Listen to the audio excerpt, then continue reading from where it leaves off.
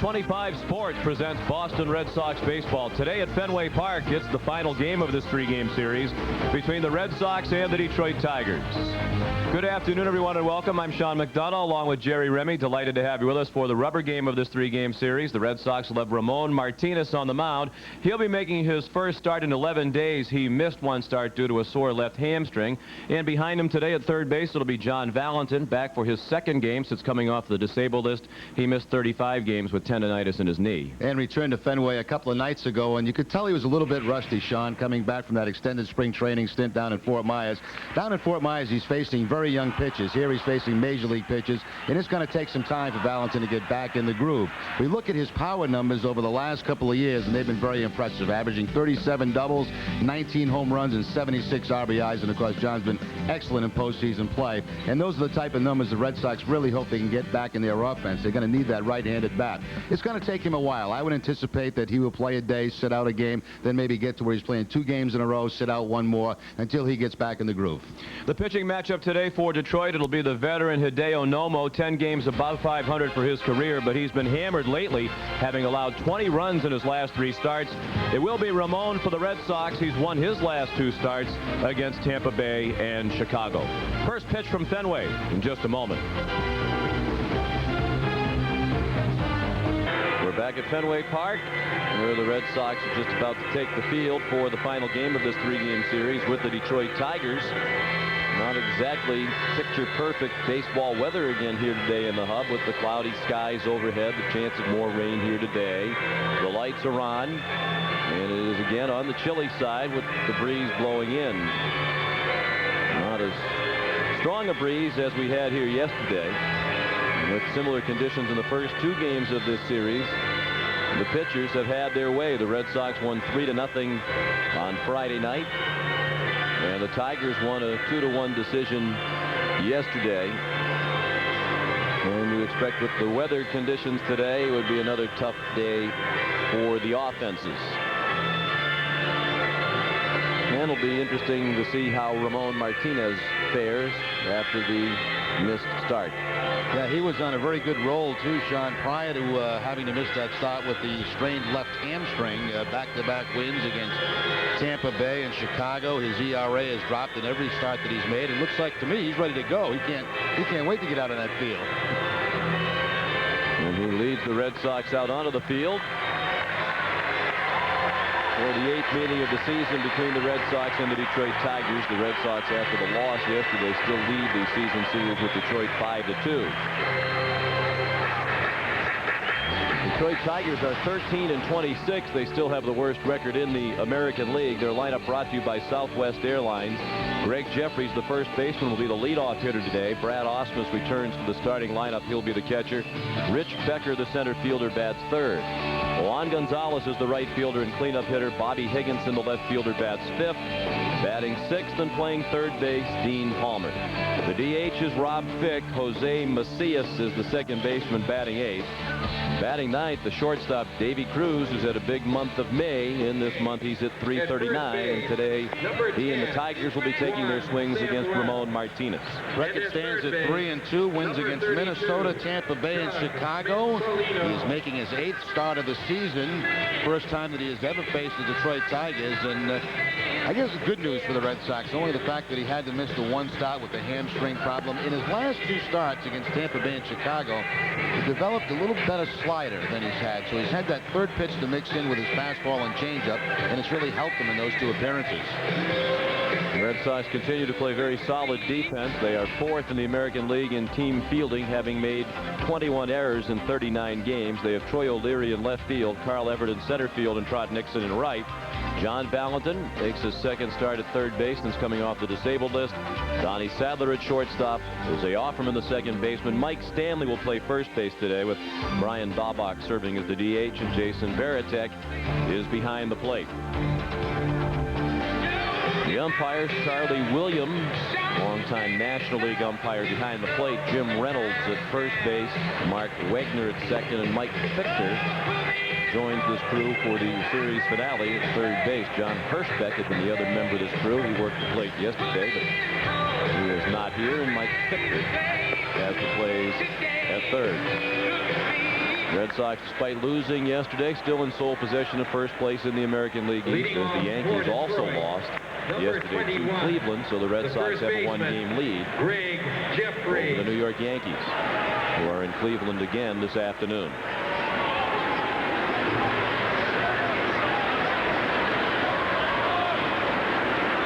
Greg Jeffries ready to get this one started.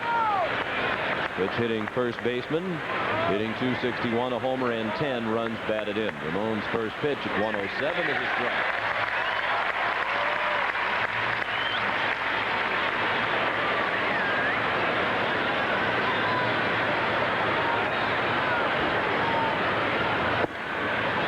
A little bit low, 1 ball, 1 strike. 56 degrees at game time.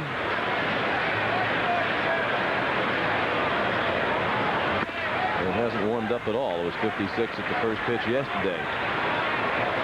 Greg Jeffries, one of the few hitters in this lineup today that has faced Ramon Martinez in the past, of course, from the National League days.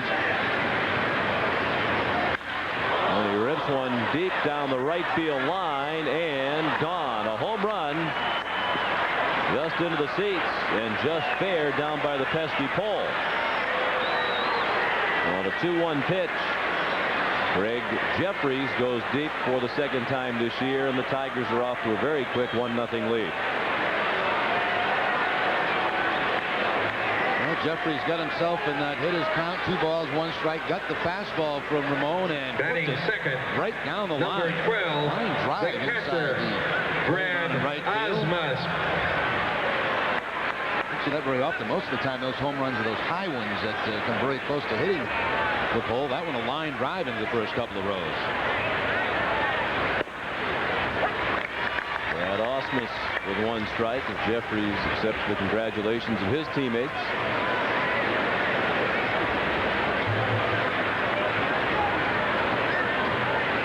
Osmus did not start yesterday, came into the game late. Close pitch called a ball. Brad's hitting .256, 2 homers, 10 runs batted in. Been slumping lately. 2 for his last 12, 7 for his last 40. 2 balls and a strike now on Osmus.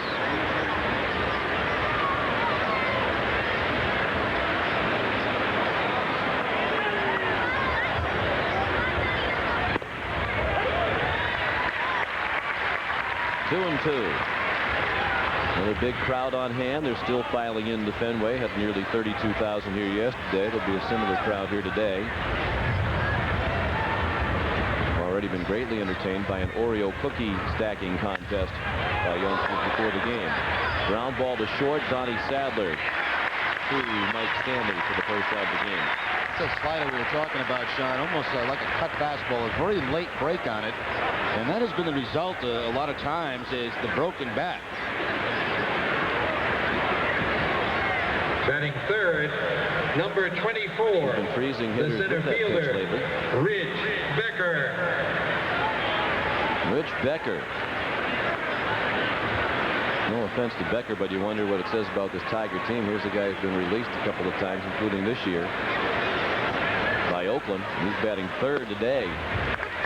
Journeyman outfielder takes a strike.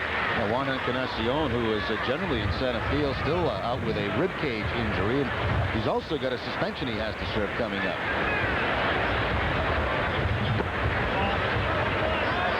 One ball, 1 strike.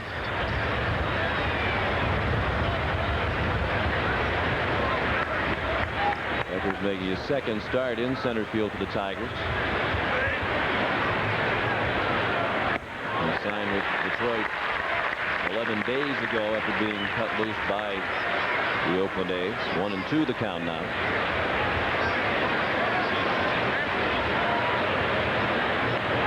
Nothing Tigers. A home run to start the game by Greg Jeffries. Check swing. No swing, said Mike Pickford.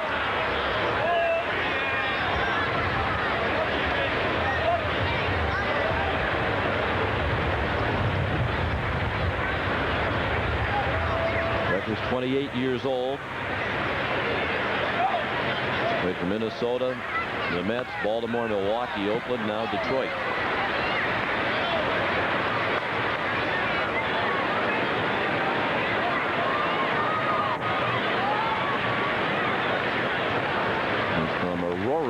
Valley, which I believe is famous for being the home of Wayne and Garth on Wayne's World. I believe you're right. Yes.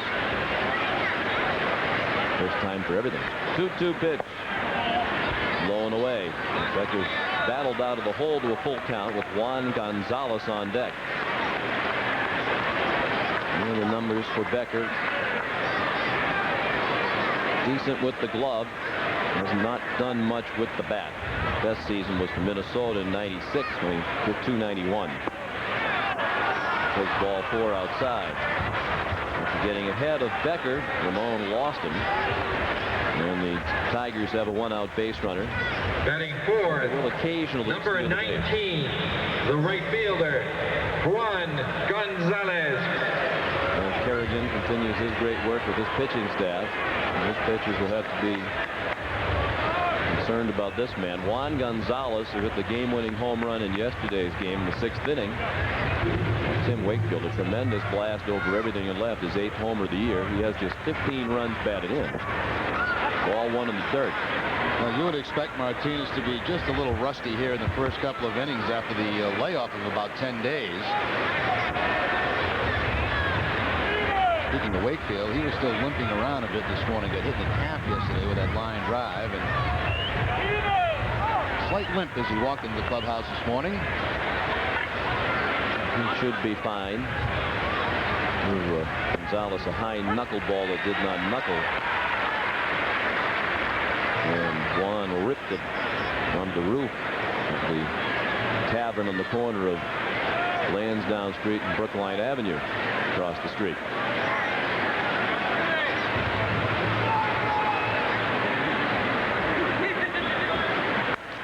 Cue shot off the end of the bat. Martinez ahead in the count again, 1-2. Even on a chilly day, the temperature in the mid-50s. The native Dominican Ramon Martinez with a history of arm trouble pitching in the short sleeves. Some guys just don't feel comfortable to put those sleeves on. Feels like they restrict them, and they're much more comfortable with the short sleeves. Second straight outing that he's pitched in less than ideal weather. The last time out was a terrible night against Chicago. Temperature in the high 40s and rain falling throughout.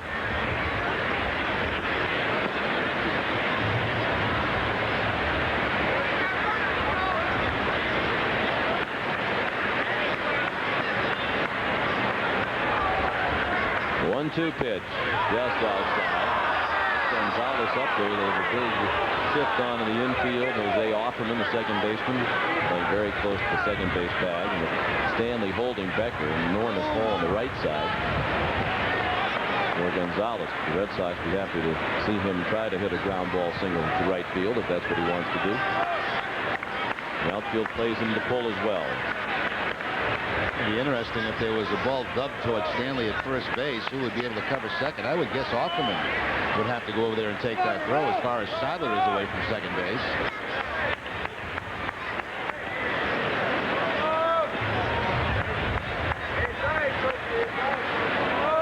1-0 Detroit on a Greg Jeffries leadoff home run here in the first. And the pitch is checking out.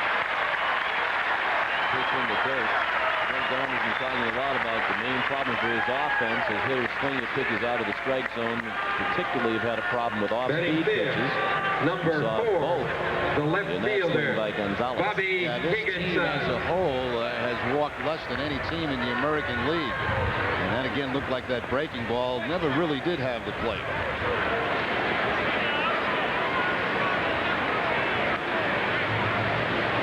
Phil says they've been swinging at bad pitches. They haven't been able to come up with a big hit with men on base. It really was the case again yesterday, even though they won the game. They had many opportunities to pad their run total, but left 9 men on base yesterday.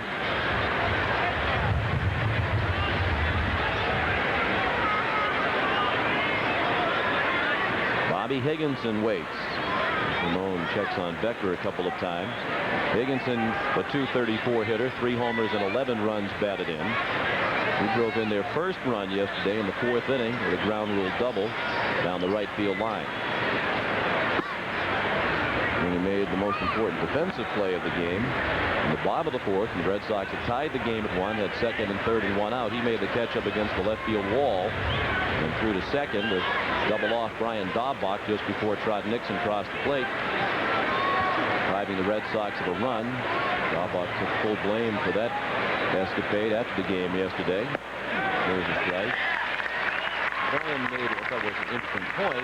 He wasn't certain if the ball had been caught or not because it was right up against the wall, and part of his hesitation was looking at the umpire to see what the call was going to be, because if it wasn't a catch, obviously he wanted to continue toward third base, but it was a catch, and Brian was doubled off second. 1-1 to Higginson. He's up and away. I like the comment he made. He said, that's the worst game I've played in the big leagues. This is as bad as it's going to get. Yeah, as Jimmy Williams says, at least he gets on base. He's trying to take some of the focus off Daubach. He said, stepped up to the plate and acknowledged his mistake. Said it's more than I could do when I was in the majors. Broken bat, little lob, shallow right. Nixon charging hard. Make the catch, and that ends the inning. 1 run for Detroit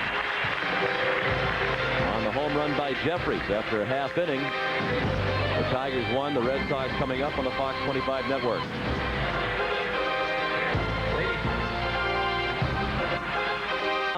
Nothing by Greg Jeffries. Now the Red Sox coming to bat with the best record in the American League, 25-14. Their lineup today brought to you by Southwest Airlines. Jose Offerman will lead off. The second baseman is riding an 8-game hit streak. He has scored 9 runs during those 8 games. Trot Nixon will hit second today and play right field. Brian Daubach is the DH. Mike Stanley at first base bats cleanup. Carl Everett, the center fielder, hits fifth. It'll be Troy O'Leary in left field. Jason Varitek is the catcher. John Valentin at third base bats 8th, and the shortstop Donnie Sadler hits 9th against the veteran right-hander Hideo Nomo. The only win for Nomo coming on opening day was the first opening day start by a Japanese pitcher. He beat Oakland that day, and since that time has had 3 losses and a bunch of no decisions, and he's lost 2 in a row his last 2 outings, and last outing against Cleveland only lasted 2 innings, giving up 7 earned runs. That was the shortest outing of the season for Nomo. He's given up a lot of home runs. He's walked a lot of guys. And the defense behind him, Bobby Higginson in left, Rich Becker in center, Juan Gonzalez in right, Dean Palmer, Davey Cruz, Jose Macias, and Greg Jeffries. The infield from third to first. Brad Ausmus is behind the plate. The Tigers in the middle of the pack defensively in the American League. They've made 29 errors in 39 games. Instinctive windup from Nomo.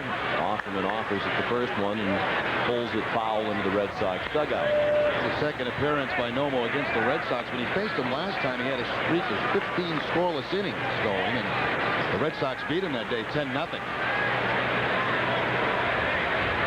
After 5 innings in that game, a hard grounder, nice diving stop by Macias to take a hit away from Offerman.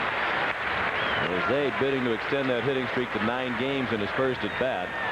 With a well-hit grounder, but a nice diving play by Macias, who's been impressive this weekend here at Fenway. Yeah, look how shallow he was playing, too, because of Offerman's bunting ability. He did about 4 or 5 steps, almost like in a double play position. So that cuts down on his range. He still made a great play. And with Easley on the DL, this kid has played some nice baseball for him. Swings the bat well, steady defensively. Rod Nixon takes a strike. Nixon at 331, 5 homers and 26 runs batted in. Almost in the top 10 of the league in hitting. Jorge Posada of the Yankees is 10th at 336. Trot's 5 points out of the top 10 right now. He had 2 hits yesterday. Went 2 for 3 in the 2-1 loss.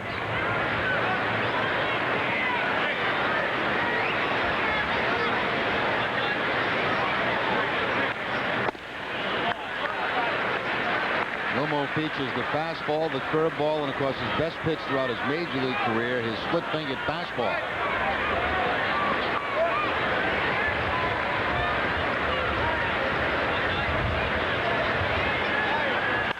Nixon hits it hard on the ground to the right. This time it's Jeffries with the backhand to Nomo for the out.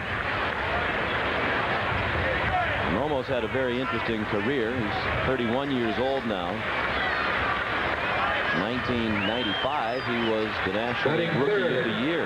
Number 23, coming over from Japan. the designated hitter. And at 13 and 6 for the Dodgers, struck out 236 batters in 191 in the third inning to lead the National League in strikeouts. He also pitched 3 shutouts to lead the league that season, the second in the National League in earned run average at 2.54.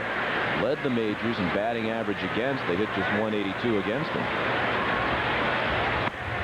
He throws a strike to Brian Daubach, who's at 336. 8 homers and 30 runs batted in.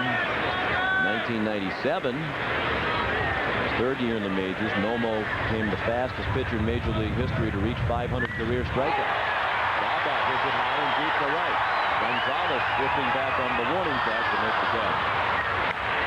The ball's hit well in the first inning by the Red Sox, but they go in order. And after an inning, it's 1-0 Detroit.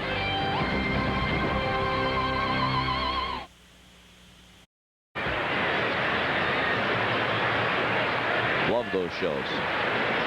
We'll be tuned in. Batting 6 for Detroit. Long time. Number 7, maintains the third baseman, high level of humor. Dean Palmer. Here's Dean Palmer as we go to the second. The Tigers lead 1-0 on a home run by Greg Jeffries to lead off the game. Palmer's at 6 home runs this year, has 15 runs batted in to go with a 259 average. He takes a ball high. Palmer, Rob Fick, Jose Macias coming up. Breeze is picked up now. Wasn't doing much when the game started, but it's blowing straight in from center field. Looks like a pretty good pitch. Called ball 2, 2-0. This is the second time we've had Charlie Williams behind the plate this season, and the jury was out in the first inning. The reputation from Charlie when he was in the National League, very nice guy, very bad umpire. Kind of the Dale Ford of the National League. Although Dale wasn't that nice a guy. No longer employed. Charlie tries hard, but the strike zone is often tough to figure. Base hit with a 2-shot just inside the first base bag. Palmer's going to try for 2, mixing up and throwing. And it's a double for Palmer. Rock made a barehanded play as he took it off the carom in a strong throw. It was well placed by Palmer. Just inside the first base bag for a leadoff double. It had to be right toward the end of the bat for Palmer, that inside-out swing, and just one hop over the first base bag. The designated hitter, first base umpire making the call going away. There's that barehanded play by long throw, but not quite in time to get Palmer. He almost had that pop-up slide, almost popped up too soon before he got to the bag. Fourth double of the year for the veteran Palmer. Runner in scoring position with nobody out. Rob Fick was the DH today. He was their starting catcher yesterday. He takes strike 1. Well, they're really shallow in left field and center field for Fick.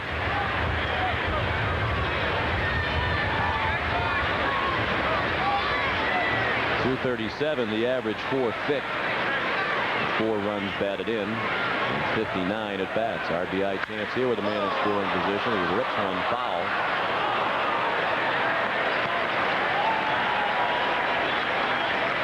Fick in the hole, 0-2. Trying to pull the ball with nobody out, and the man at second trying to advance him to third base.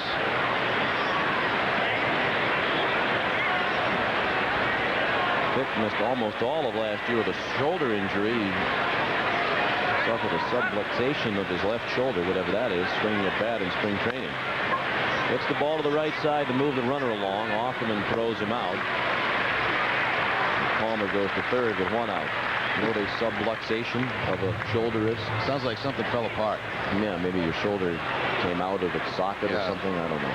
Batting 8, Like a sub or something. number 39, the second baseman, We have the medical staff Jose come up with Macias. dolls or whatever they use, the models, the skeletons, and explain some of these injuries that have highly technical names that probably aren't that technical. I think what you ought to do is make that a McDonough report, which views every week on Fox 25. Thursday night. Thursday night. During the Fox 25 News at 10. Thank you for the shameless plug. Infield in now for the Red Sox with these low-scoring games over the weekend. Jimmy Williams anticipating runs to be tough to come by. He wants to try to cut this one down right here. Jose Macias, the batter, he's done well since coming up from the minors. 10 for 31. And he shoots that to left for a base hit and an RBI. In to score Dean Palmer. It's 2-0 Detroit. Macias delivers his third run batted in since coming up from Toledo. Well, some textbook baseball by the Tigers. The leadoff double, Fick with pulling the ball, advancing to third base, and then Macias Batting 9. line drive to left field. Number 8. Man's on The second base. shortstop, He probably doesn't score on that line. Cruz. As shallow as O'Leary's playing, but being a third, no problem.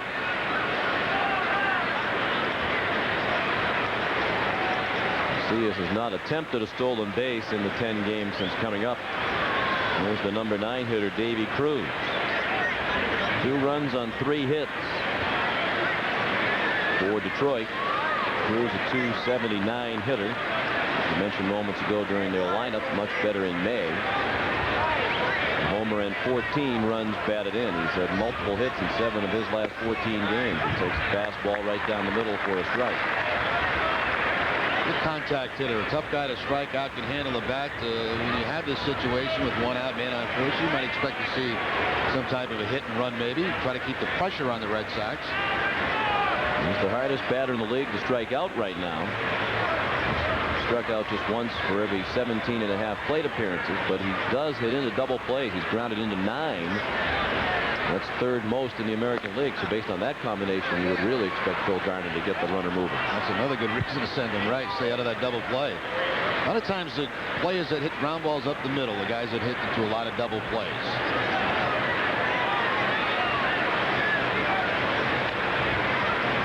Macias held by Stanley.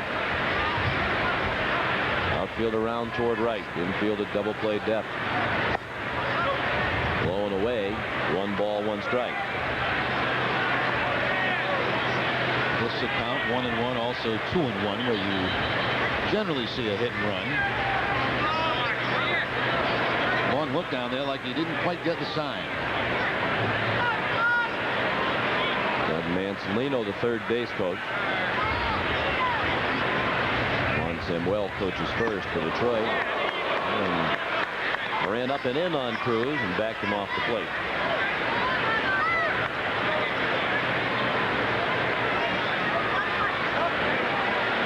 And you see the 2 quick runs for Detroit.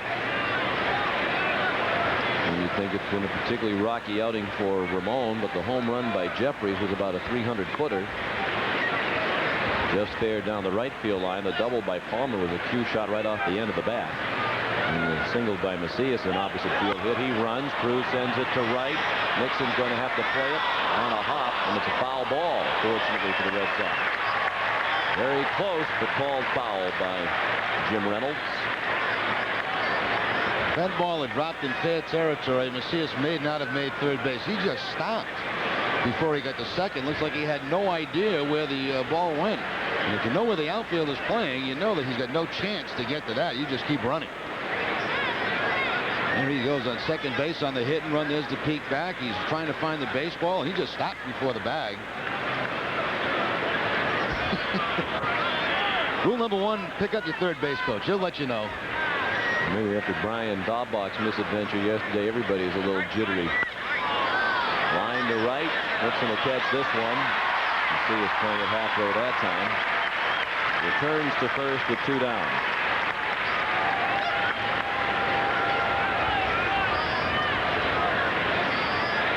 Number 21, the first baseman. And here's the leadoff man, Greg Jeffries, for the second time in as many innings. He led off the ball game by taking a 2-1 pitch down the right field line for a home run. Just into the first or second row of the seats, very close to that pesky pole.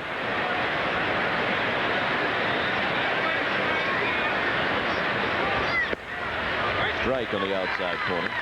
Now the situation changes. You've got the leadoff man at the plate, 2 outs. You would expect the runner to try to steal second. Jeffries, a guy that can go down 2 strikes in a count because he also does not strike out very much.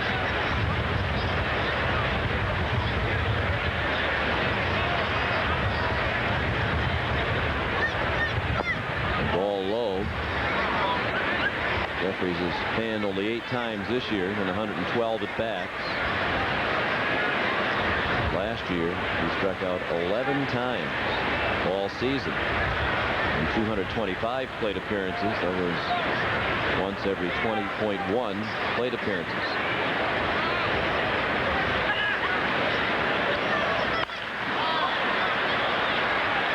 Offerman to Stanley. 2 in the inning. But the Tigers pick up another on the double by Palmer and a single by Macias. After an inning and a half, 2-0 Detroit. You're watching the Fox 25 Red Sox Network. We won Wally. We continue to hear that sentiment over and over again. And we just don't know where he is. For the Red Sox, number 24. Pictures of Wally sent to us today by the Mike Stanley. Lowen family in East Falmouth, Massachusetts. They have a special chair. Wally watches all the games in. Well, he's still rehabbing down in Fort Myers from being tossed around during the playoffs last year. So hopefully, like Valentin and Saberhagen, he'll be back very soon. Here's Mike Stanley against Hideo Nomo. Strike 1 on Stanley. Stanley hitting .234, 7 homers, 17 runs batted in. He'll be followed by Carl Everett and Troy O'Leary.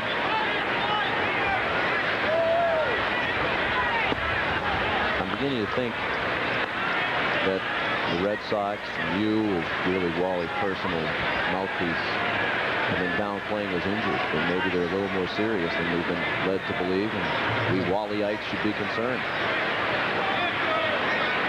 Think about it, Sean. It's really no appearances since the start of the season.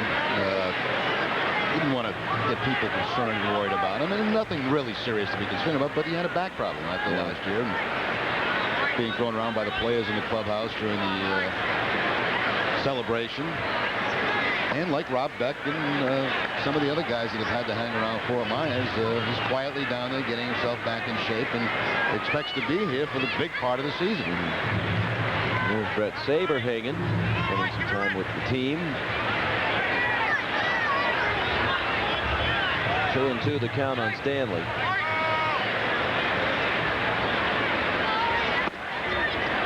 Just a little bit high, a full count. I think what the players probably forgot about Wally too is even though he looks very young, right, he's an older gentleman. He was in that wall for 80-odd years before he emerged. He'll handle with care. Yes.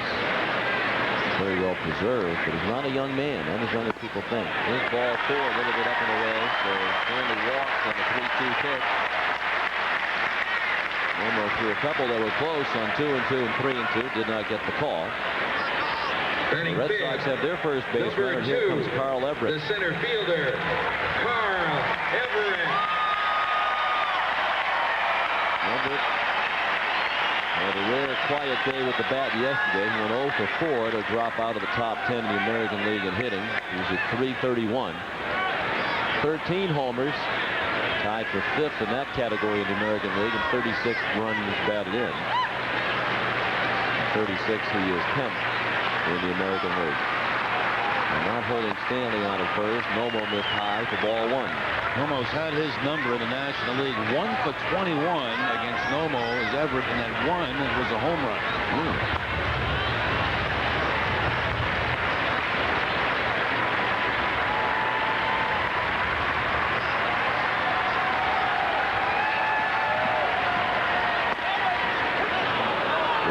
Strike. 1-1. We wonder if a lot of those at-bats for Everett were against Nomo when he was really nasty the first 3 years of his career. With Los Angeles, we mentioned.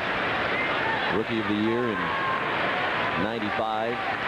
Fastest ever to 500 career strikeouts in Major League history. Did it in 444 innings. A pop-up coming back here. Be out of play. Didn't seem to come apart all at once for Nomo. Did have some arm trouble. There were also reports that the hitters were learning to lay off those pitches in the dirt. In recent years, Hideo has bounced around. He went 2-7 in 1998 with Los Angeles. And got traded to the Mets. And then the Cubs organization never got in the major leagues with them. Went to Milwaukee as a minor league free agent. Installed in for Milwaukee last year, and then he signed in the offseason with Detroit as a free agent. And he's trying to climb back up to prominence in the major league. We talked to players in the National League who faced him earlier in his career. They say the biggest difference, he doesn't throw as hard now as he did then. All those splitters maybe cost him some velocity in the fastball. Tied up Everett inside. Fought it off. Still 2-2.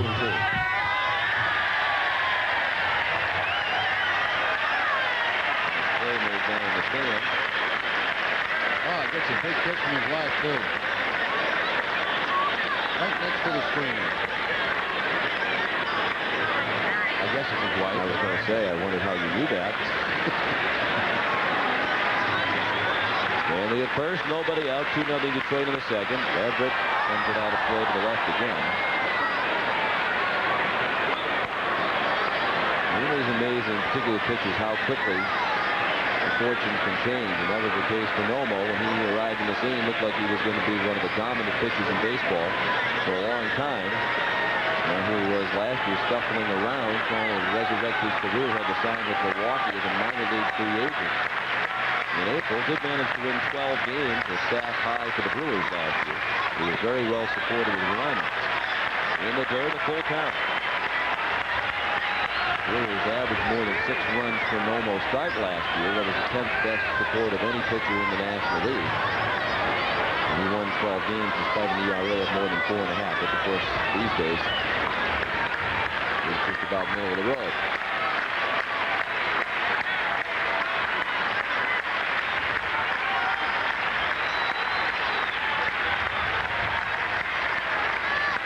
Stanley is not running on the 3-2 pitch. Fouled back on the screen. The thing about a guy like Nomo is it's really hard to judge how long the guy was pitching over in Japan. He come over here and he throws that nasty split-fingered fastball, and I think the wear and tear from that pitch has had an effect on a number of pitchers throughout their major league career.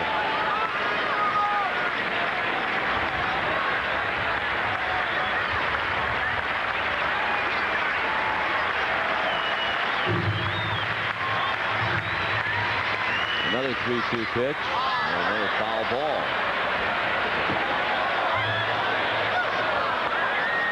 Nomo, a real hero in Japan back in December of '95. Shortly after his Rookie of the Year season with the Dodgers, he received the Kikuchi Award in Japan, which is given to individuals who are instrumental in introducing Japanese culture to other countries. One of only 2 athletes ever to receive that award in Japan. 10th pitch would be at bat. He struck him out. Everett battled but succumbed as the first strikeout victim of Nomo today. He was off speed, and it looked like the splitter that stayed up in the zone. It's kind of a straight changeup. Number 25, the left fielder, Troy O'Leary. I think that's one of the problems he may have given Everett so much trouble in his career. Everett's a good low ball hitter, and of course, Nomo with the high fastballs, and then a lot of times that splitter down in the dirt gets guys to chase it. Stanley at first, 1 out. Troy O'Leary, the batter, still trying to get his season started, hitting .215. Takes a fastball for a strike. 5 homers, 15 runs batted in for O'Leary. He had a double yesterday.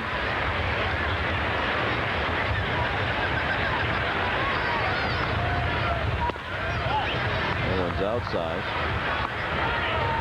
O'Leary just 9 for his last 55. That's a 164 batting average over those 55 at bats. Tigers lead 2-0. Single run in each of the first 2 innings for Detroit. Greg Jeffries homered in the first. Zane Macias singled in Dean Palmer in the second. O'Leary bidding the tie with a deep drive to right center.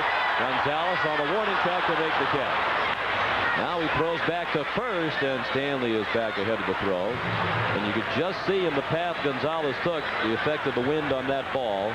He was making a straight line for the bullpen and then had to circle back in to make the catch as the breeze knocked it down.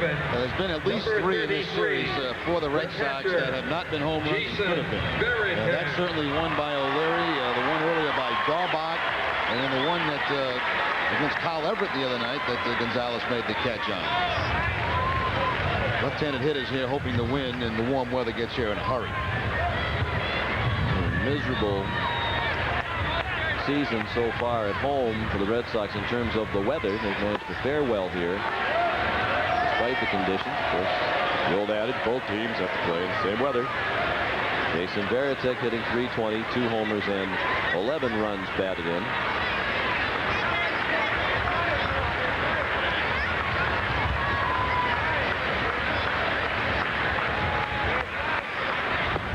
But for a second, Sean, you were going to break into your plastic play-by-play voice. You do that better than anybody. All righty. We can give you a little of that later if you'd like.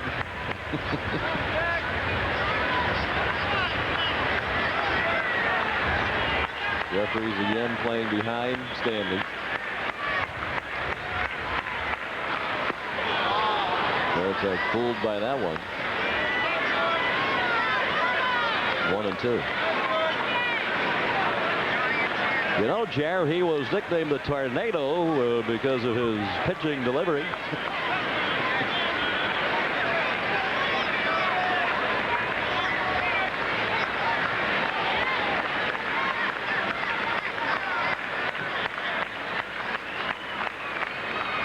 And we got Varitek swinging. 2 strikeouts in the inning with a tornado. Red Sox stranded runners. 2-0 Detroit. You're watching the Fox 25 Red Sox Network.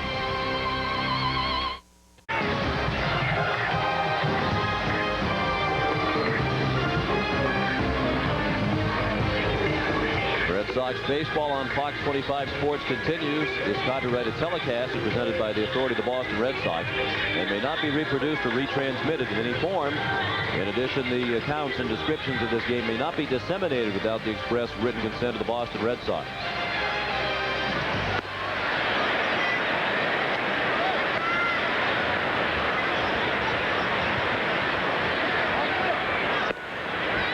Red Sox and Tigers in the rubber game of this 3-game series. Matchup of 2 pitchers who had outstanding seasons with the Los Angeles Dodgers in the past. Both now trying to put their careers back on track. Ramon and Martinez trying to overcome injuries. Nomo trying to get back to the level of effectiveness that made him a star. So far, he has held the Red Sox hitless through the first 2 innings, although the Red Sox have hit several balls pretty well. Here's Brad Ausmus. He takes strike 1. Ausmus grounded to short in the first inning. Rich Becker to follow, and then Juan Gonzalez against Ramon, who's allowed 3 hits and a walk over the first 2 innings. Ramon has struck out 1. On the left side, Sadler on the move. High throw into the dugout. For the second straight inning, the first batter of the inning winds up at second base. They've had the lead man on in all 3 innings. First 2 innings, that lead man has scored. In the first inning, of course, it was the homer. You see the different styles between Garciaparra and Sadler. Garciaparra very comfortable making that play on the run. Number 24, making that side-on the center throw. fielder, Sadler is more of a setup type Becker. shortstop. Get your feet planted, make the over-the-top throw. That time he just let it sail into the dugout. Red Sox made just 1 error in their previous 10 games prior to that error by Sadler. Looking Barris, the only error over the previous 10 games for the Red Sox. Here's Rich Becker, who walked and was stranded in the first inning. 1 strike on Becker. I believe they scored that a hit and then an error. There's a broken bat looper, and everything is going Detroit's way here early. Ausmus will be held at third with nobody out. Bat split right in half, but Becker has a bloop hit. Well, they're executing the small things they have to do. They get a man at second base. Becker clearly there trying to pull the ball, and even though the bat breaks, he gets the job done with the bloop base hit. Number 19, it hasn't exactly been the ripped right the cover fielder, off the ball and Juan knocked around the ball Gonzalez. here, but it's been very effective for the Tigers.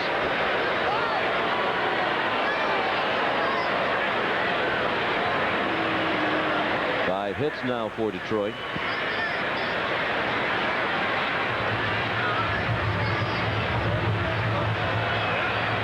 Here's Juan Gonzalez, who struck out swinging in the first.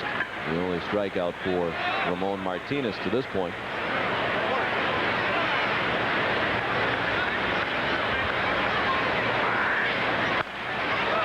Foul ball. Got the folks ducking in the front row of the box seats over by the dugout. Fortunately, hit the retaining wall.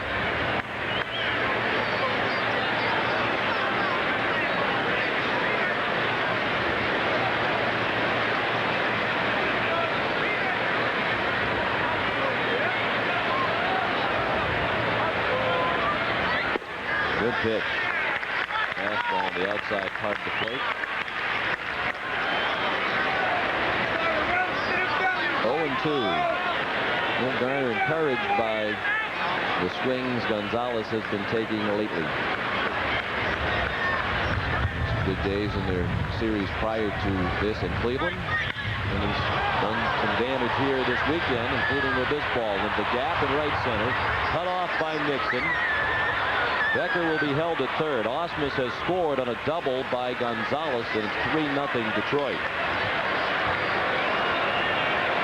Well, that's some pretty good hitting there by Gonzalez. He gets down in the count 0-2, and you know, a lot of times power hitters will not cut down on that swing. They take the same swing as they do in 0-0, but there the outside part of the plate is covered by Gonzalez. Slaps it to the opposite field. Good play here by Nixon to cut the ball off quickly, get it back in. That at least temporarily will save a run. John Wasden has just started throwing in the Red Sox bullpen. Red Sox a little confused in the infield, looking over the dugout, trying to figure out if Jimmy Williams wants them in or not. It looks like they are going to play in with Bobby Higginson up there. They looked at ball one high. A lot of times with nobody out like this, they'll go back 4 or 5 steps. They won't come all the way in. That should be enough to hold a runner with nobody out.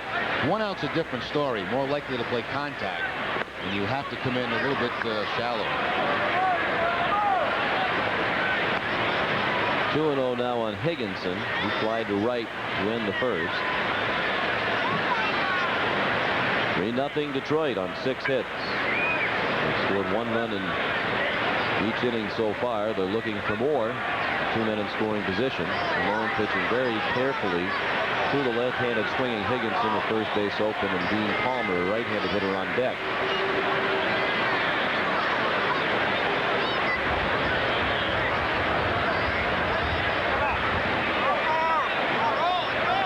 As usual with a guy that's had a long layoff, the stuff seems to be there for him, Sean, but he doesn't have command of the strike zone. Not able to locate his pitches where he would like to.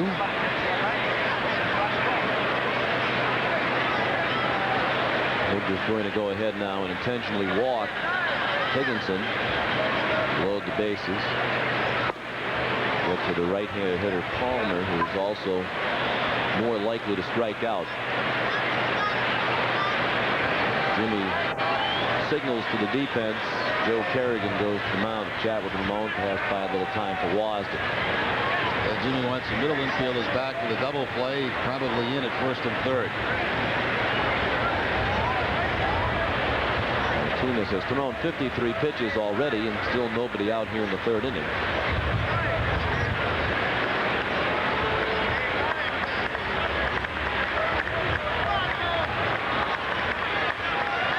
Number 7, the third baseman, strikeout here. Dean Palmer. And the double play grounder.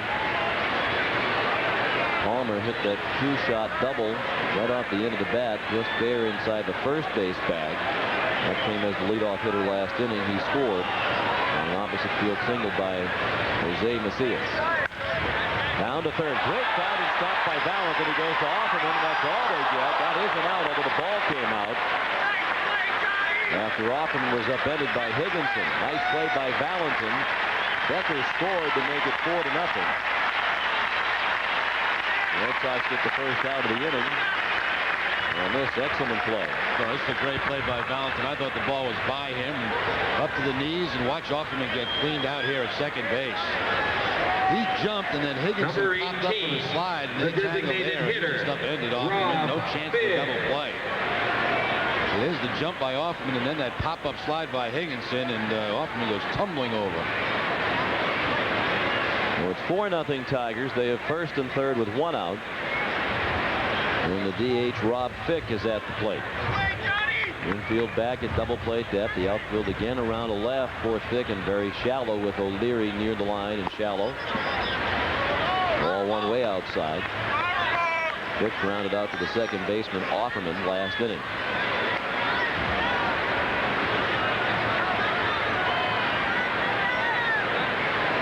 Palmer picks up an RBI as he reached on that fielder's choice, his 16th run batted in of the season.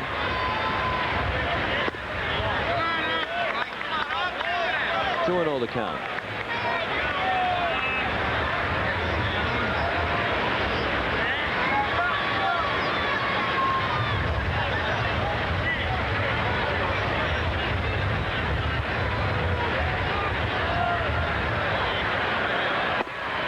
Fastball high.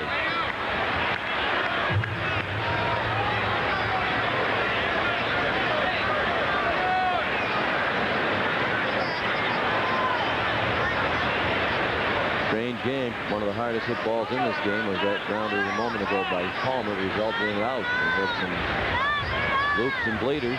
They've gone for hits. Fick walks on 4 pitches. The crowd getting a little bit restless with Ramon. And here comes Jimmy Williams with the hook. A short outing in his first start in 11 days for Ramon Martinez. He'll last 2 in the 3rd innings. Having allowed 4 runs on 6 hits, and he leaves the bases loaded for Wasden.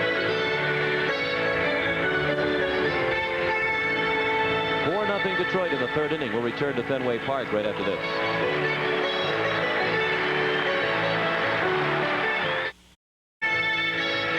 Tigers lead 4-0. Let's pause now for station identification along the Fox 25 Red Sox television network.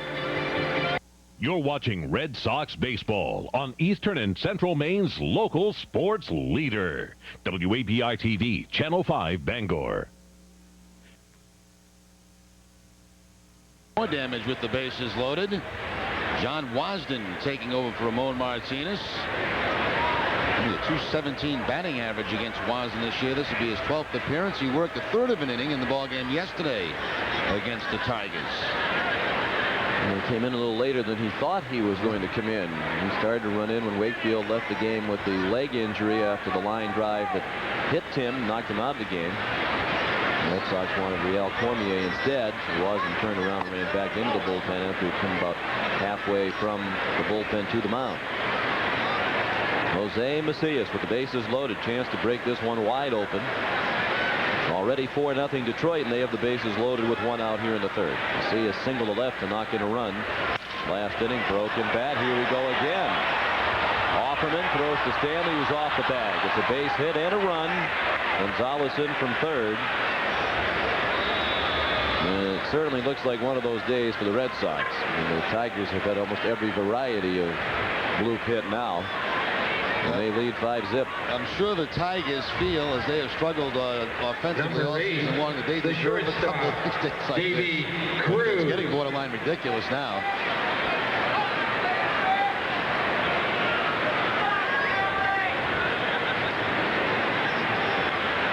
Bases still loaded. This offense has scuffled all year for Detroit. They kind of rocketed the ball all over the ballpark, but they do have 5 on the board and the bases loaded. They started the day with a league low .253 average. In the American League low 143 runs scored. 45 fewer runs than any other team in the American League. 45 fewer than the Yankees. That's a well-hit ball to left. O'Leary retreats to make the catch. Palmer tagged from 3rd. He scores, and it's 6-0. Davey Cruz has got to figure, you know, maybe I should be part of some of that luck like the other guys. Twice today he's hit line drives. Once it's Nixon. And this ball hit well to O'Leary. At least this time he gets a sacrifice fly. Number 21, the first baseman, Greg Jeffries.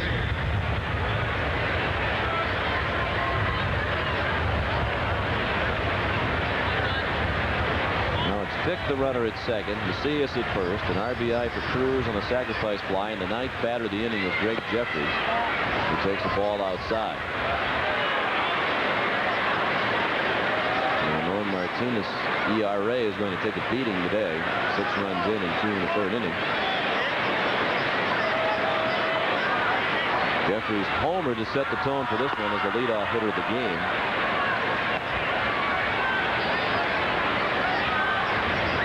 And then he grounded out to end the 2nd.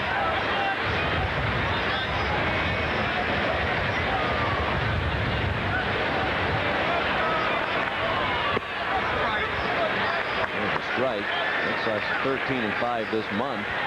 Even in the losses, they've been in just about every game. 4 of the 5 losses by 1 run, including yesterday's. Right now they're down by 6. Wasden finds the corner, 2-2. Yeah, this type of thing hasn't happened very often at all this year, where the Red Sox have had to play catch-up with this early in a ball game.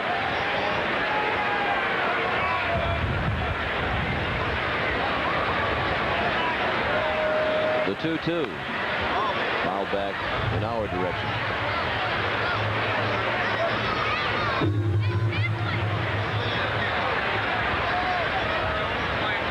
Mentioned Phil Garner bemoaning the lack of the big hit with men on base. That's particularly true of home runs. Jeffries' homer, of course, leading off the ball game. There can't be anybody on base, but it was their 39th homer of the year, and 28 of them have come with nobody on.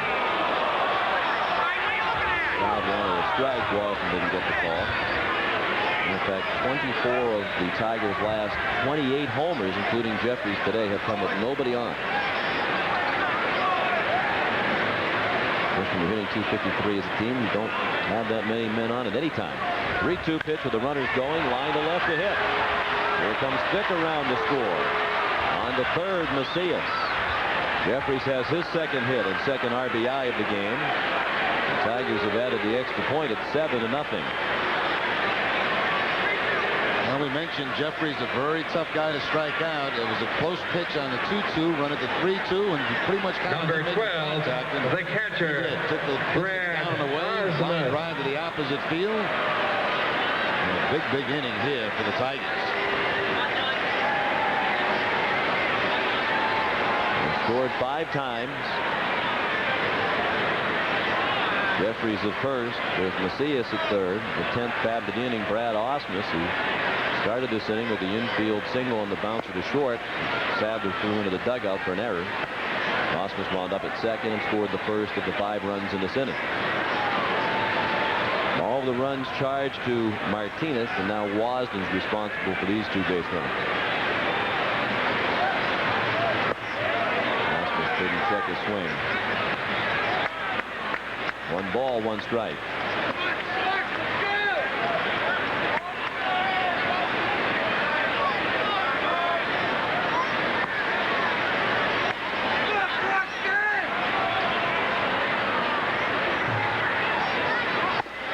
Fastball up and in, spins Ausmus out of the way.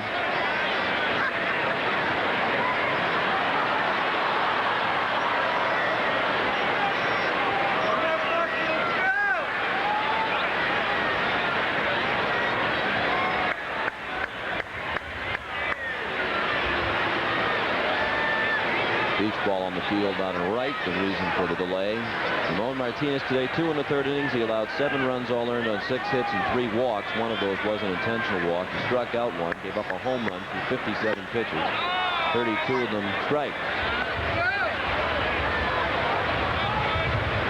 Wasden pitched the 3rd of an inning and has allowed 2 hits.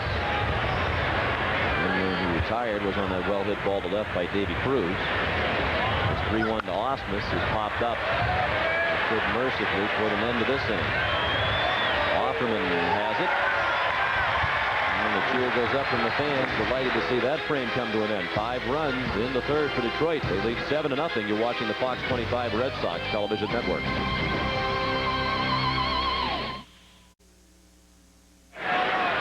Tigers lead 7-0 as we head to the home half of the 3rd. A big lead with which to work for Hideo Nomo. We're going to check the scoreboard now, brought to you by your friendly New England Dodge dealers. Well, the news is better from Cleveland, where the Indians lead 4-0. Jim Thome just hit a 2-run homer. Enrique Wilson has hit a solo home run in support of Paul Rigdon, making his major league debut for the Indians, just up from the minors with all of the injuries on their pitching staff. It's Orlando Hernandez on the mound for New York.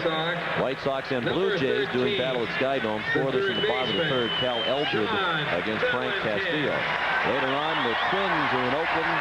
Sean Bergman against Tim Hudson. The Royals and the Angels, Chris Fussell and Kent Bottenfield. The Devil Rays at the Mariners, Dave Island versus Aaron Seeley. And the Orioles play the Rangers tonight. Scott Erickson and Darren Oliver, the pitching matchup. John Valentin leads off. And Nomo throws strike one. The Red Sox have a mountain to climb, but they have a lot of time to do it. Valentin 3 for 10 this season.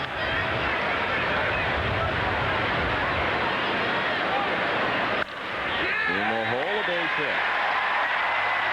That's the first hit for the Red Sox.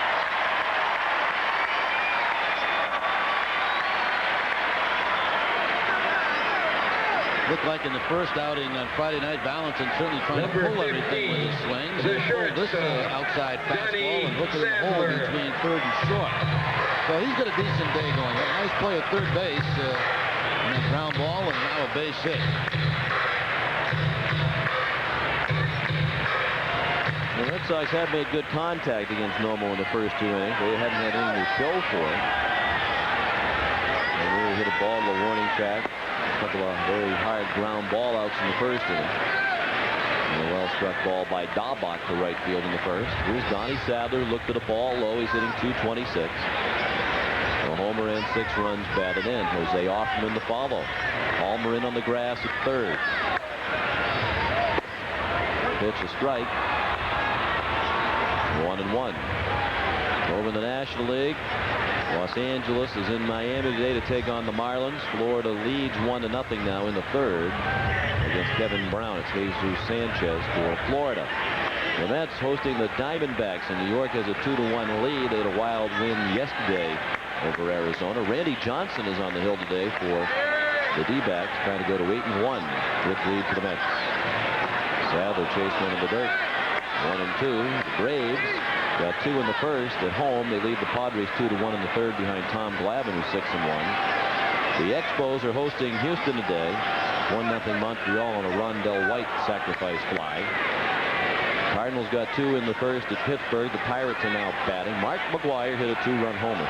He's on a home run tear again. 18 now for Big Mac. He's actually ahead of his pace of a few years ago. Some of the home runs for bat when he hit the 70. Rockies and Phillies in a rain delay in Philadelphia. If they play, it'll be Masato Yoshida against Robert Person. San Francisco and Milwaukee just underway in the first. Gus Ortiz against John Snyder and the Reds, and the Cubs will be underway in about 5 minutes. Rob Bell and Kevin Kapanen. And that's the scoreboard brought to you by your friendly New England Dodge dealer. 2-2 the count now on Sadler.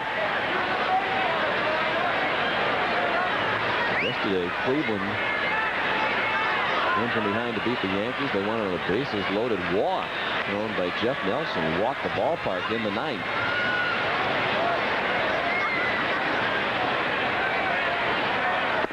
Swing and a miss. Sadler strikes out and the pitch down and in. The third K for Nomo. Well, they mentioned Nomo with the high walk total this year, but also a lot of strikeouts. That's 48 Number now on 30, the season. He is the second baseman, Jose Offerman. That looked like a split at that time.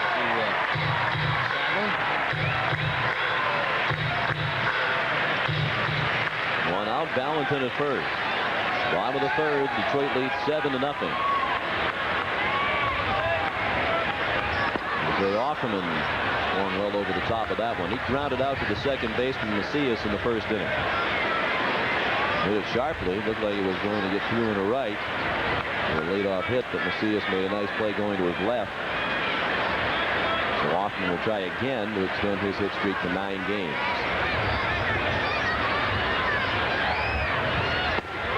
Good pitch. Fastball on the corner. John, this looks to be a better fastball that Nomo's featuring in this game than the last time he faced the Red Sox at Comerica Park.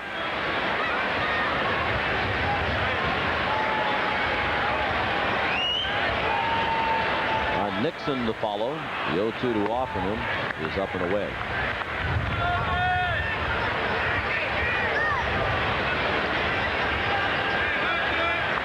Plenty of room in right center for Jose. Gonzalez, the right fielder, actually a step toward the line. You can see the center fielder. Becker well over toward left. And I expect Jose to be able to pull it into the gap as he continues to see a steady diet of pitches away. Yeah, you can pretty much tell as a hitter when you look out of that defense how they're going to try to pitch you, and for the most part, often and all season it has been away. He does appear to be a little bit closer to the plate than he was earlier in the season when he was having a very difficult time at the plate. A little bit high. 3-2. And by 7. I wonder if Valentin would be on the move. I hope not. I wouldn't expect it. But you never know. He is not running. Offerman pulls the foul. Highly unusual to have him going. It'll be interesting to see if we do see him run around the bases, how he's running. He's missing the 35 games with the tendinitis in his left knee.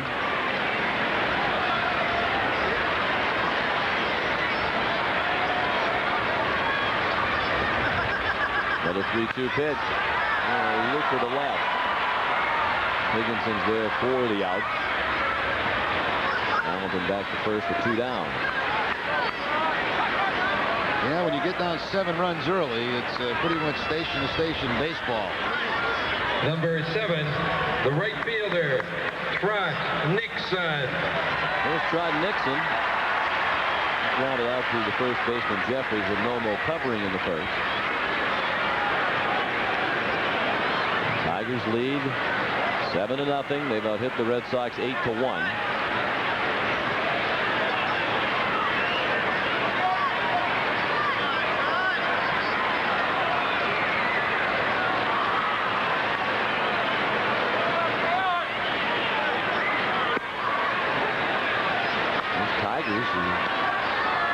Have the worst record in baseball throughout this entire early season. It started to cause some problems in the American League East. They swept the Yankees in Detroit last weekend.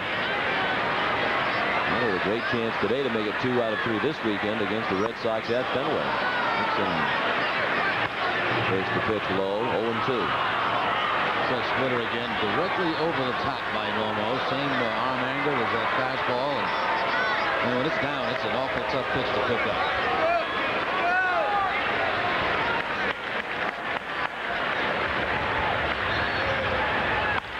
Up the middle, a base hit. Wasn't scored, but it found its way through. Valentin to second. Now this seemed to be a straight changeup from Nomo. Number 23, Nixon, the designated hitter, for the base hit. Brian Daubach. Well, you need a couple of bloops and a blast every once in a while to get back in the game. That's what it's going to take, and down by 7, you really need to capitalize on these opportunities with a clutch 2-out hit. Brian Daubach hit the ball well, but flied out to the right fielder Gonzalez to win the first inning. A little bit up and in. Nomo with an extra look in at Charlie Williams trying to get that call.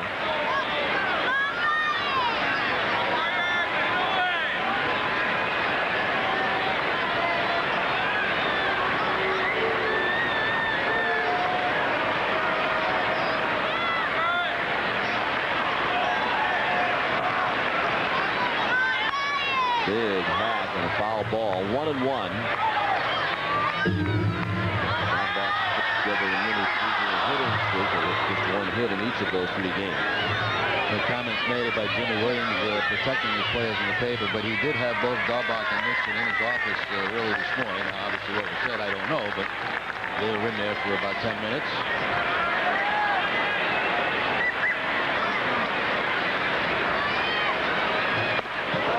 I think one of the things the players most appreciate Jimmy is he never criticizes them in the media. That doesn't mean he's afraid to call them in behind closed doors and tell them what he's thinking. And he does that more than people realize.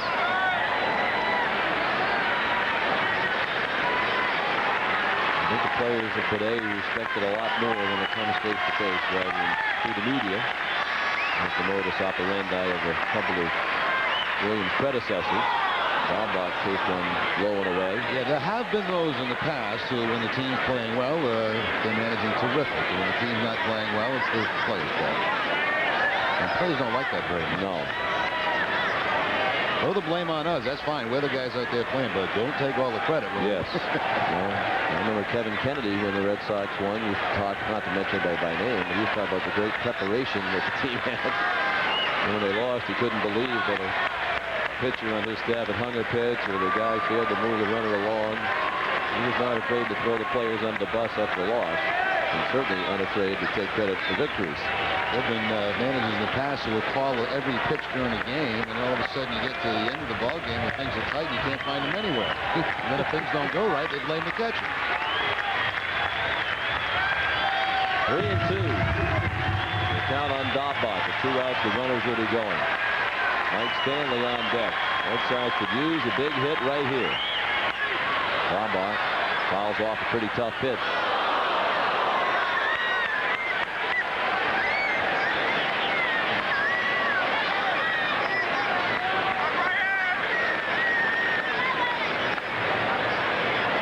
Nothing Tigers. They've scored in every inning, including 5 runs in the top of this inning, the 3rd. They batted around and sent Ramon Martinez to an early shower. Now the Red Sox want to get something on the board against Nomo. The runners go again. The pitch, strike 3 on the inside corner to Lee. 2 strikeouts in the inning, 4 through 3 innings for Nomo. After 3, 7-0 Detroit.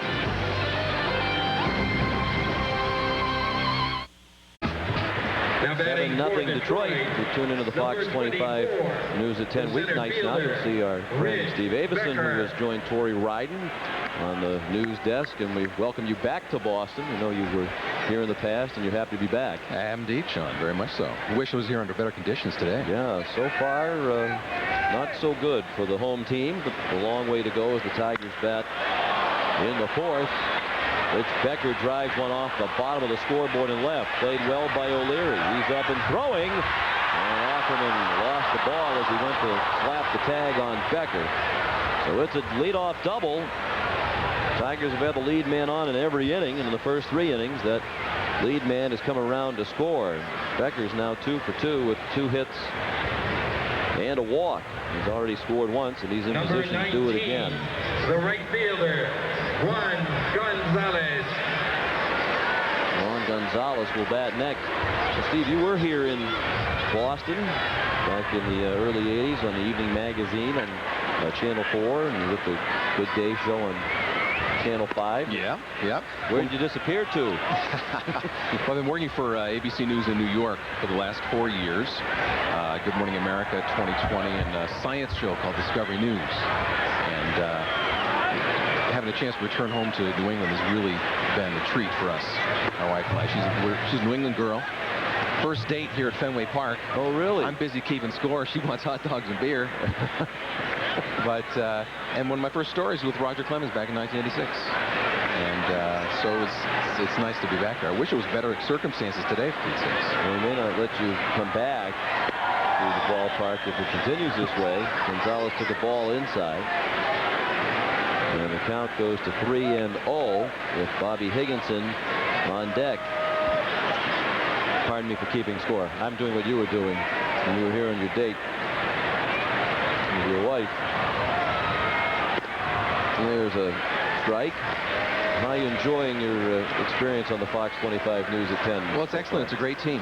You know, Troy Ryden, of course, great co-anchor, Kerry Halkett and company. We've got great investigative reporters. It's nice to have the luxury of an hour to do a news broadcast. You don't feel like you have to give short shrift to some of the more important stories of the day in New England. And that's one of the pleasures and the treasures of returning to local news for me. Now, I understand when you were in Baltimore, you were occasionally a basketball opponent or teammate of Cal Ripken. That's true. Yeah, I think actually I was dead meat on the court, basically. let's bring one of the media guys out on the court. We can beat him up a little bit. Actually, I've got scars here from Pete Harnish. He's trying to return from Gonzalez. Now, our understanding is Cal Ripken has a gym in his home. Yes. Basketball court. And, he's very serious about it. Has people come over. Even has like a little locker room kind of setup there. Absolutely. And you know, it's kind of a blend of the old and the new. I mean, a lot of the old timers, Jim Palmer comes and plays from time to time. You know, but then it's the young guys who kind of tear you up if you're invited to participate with the team. Now, did you ever worry during that time if Bobby Higginson looked at a strike, he was slide to right and intentionally walk? I mean, did you ever worry, if I run into Cal, I'm going to be the guy who puts the end to the Iron Man streak? No, you're only worried about getting driven into the earth by Cal. He plays his basketball very seriously. You know, 225, 230 pounds. He can stuff the ball. He's pretty good, isn't he? Excellent. Yeah. What about Palmer? Was he a post-up guy, or did he like to take the three-point shot? Yeah, he's very aggressive. He got scratched in the face one night when we were there, and everyone thought, oh my gosh, we can't touch him. He's making a living on television. And you thought he was going to walk off the court, and he's back on the court. He went and got a Band-Aid and came right back. Went in and makeup and came back out a new man. Very aggressive. Mike Flanagan had a great shot. New Hampshire boy. Excellent shot from the outside. Did it drop down to the side and have a little curve on it? Yeah, and he called him off the backboard all the time as well. 2 balls and a strike on Higginson with Rich Becker at second and 1 out. Already 7-0 Detroit in the 4th. Foul tip, says Charlie Williams, for a strike. 2-2. Dean Palmer is on deck. We're visiting with Steve Avison, the new co-anchor along with Tori Ryden on the Fox 25 News at 10. We're very proud of Tori after her appearance last night on the Wasn't she something? Program. She wasn't afraid. No, she wasn't afraid, although they kind of roughed her up a little bit there. Now, for those who didn't see it, it was a show about survival. How to behave when you're in a situation that might be untoward, especially for a woman. If someone comes up, approaches your car, what are the do's and don'ts? What ought you to do to ensure your safety? Nice pitch by Wasden into the breaking ball on 3-2 to get the called third strike on Higginson without an argument. Back-to-back strikeouts after the lead-off double. And both on the curveball by Wasden. Wasden's had a good year out of the bullpen for the Red Sox. Back-to-back curveballs for 2 strikeouts, so Becker still standing at second base. Palmer takes the ball low. He scored twice. Dean doubled down the right field line and scored in the second. Reached on the fielder's choice to pick up an RBI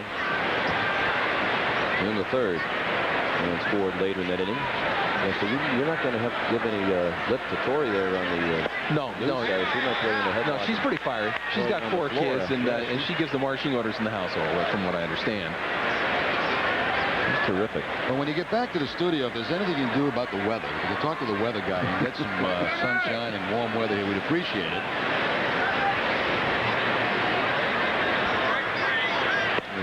One of the special features of being an anchor person on Fox 25 is occasionally now they will show the headlines of the day on the big screen here at Fenway Park, so you have 33,000 built-in fans.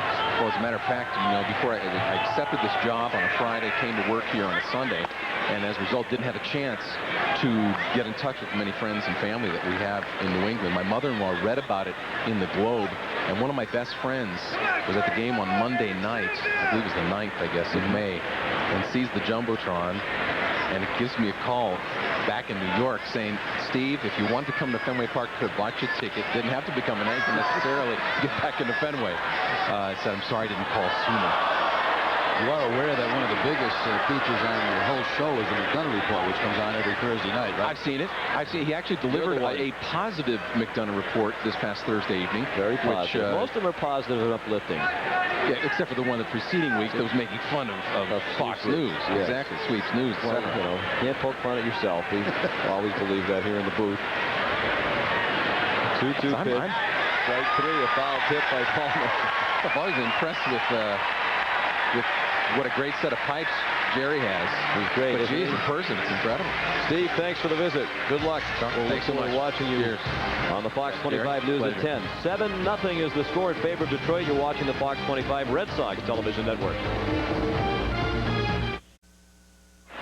7-0 Tiger lead here at Fenway. Attention baseball fans of both Sox club. The official Red Sox booster organization will sponsor 15 youngsters to attend former Red Sox second baseman Mike Andrews' baseball camp for the week of July 9th. To enter, write a letter explaining why you would like to attend the camp and send it to the Bo Sox Baseball Camp Contest, 4 Yorkie Way, Boston, Mass. 02115. All letters must be received by June the 17th. Is there a minimum or maximum number of words there? Not saying anything like that at all. Past, I think it was like 25 words or less. Why you'd like to go? Doesn't seem like they have that restriction this year. Mike Stanley walked and was stranded in the second. And the walk given up by Hideo Nomo. Him leading off the second. The Red Sox got the lead man on in the last 2 innings, but haven't managed to do anything. Stanley, Everett, and O'Leary, the middle third coming up. Nomo's allowed 2 hits. He has struck out 4.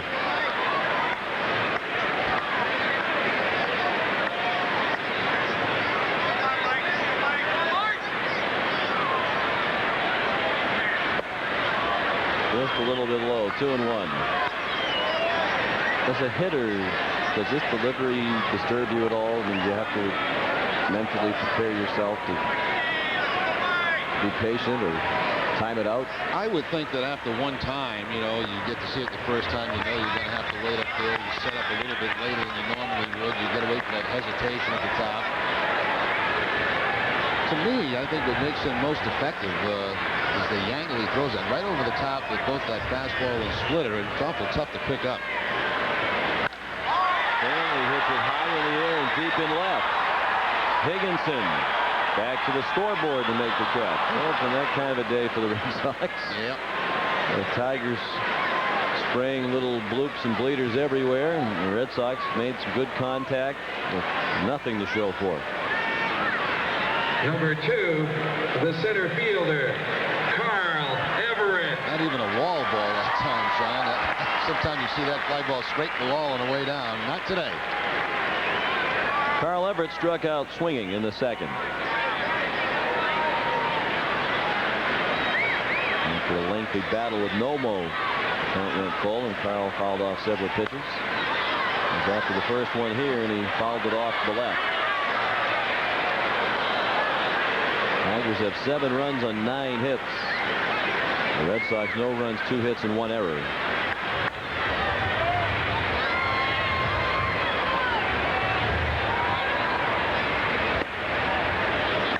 Close for the ball, 1-1.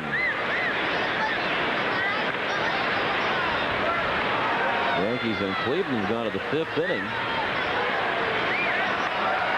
Cleveland still leads 4-0 for a quality major league debut for Carl Rigdon. In the air in right center, stays in the air a long time and gives Gonzalez a chance to run it down. That ball got up in the air and just kind of fluttered. Everett's 0 for 2, 0 for his last 6 over these 2 weekend games. The pitch sequence on Number Everett, the 25, fastball for a strike to start him out with, and back away with the fastball, just missing and jams it. Back inside, it was on the handle of the bat, and Gonzalez will chase it down. So all fastballs in that at bat. You would expect to see a lot of that with a 7-0 lead in the ballgame. We're trying to see if he broke the bat on that contact. Apparently he did not. Here's Troy O'Leary. Near the ball very well to right field. Looked like it had a chance to go into the Red Sox bullpen. The wind knocked it down, and Gonzalez circled back to catch it on the warning track. O'Leary 0 for 1. Takes the ball, 1-1. Paul Rigdon starting day for Cleveland, as we mentioned, making his major league debut. Reading the comments of the Cleveland brass in the paper today. It didn't sound like they were all that thrilled about him. He doesn't have an average fastball, average movement, but he throws strikes, and they felt that was important against the Yankee team.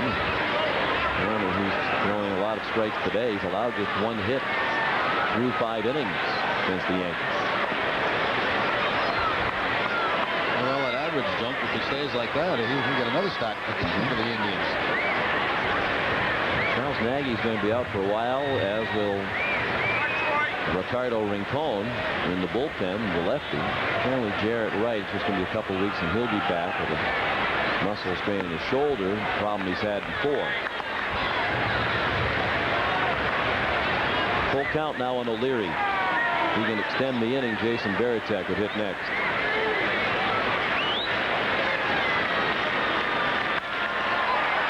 Fly ball left center. Higginson, the left fielder, stepped in front of Becker, and Nomo has a 1-2-3 inning after 4. 7-0 Detroit.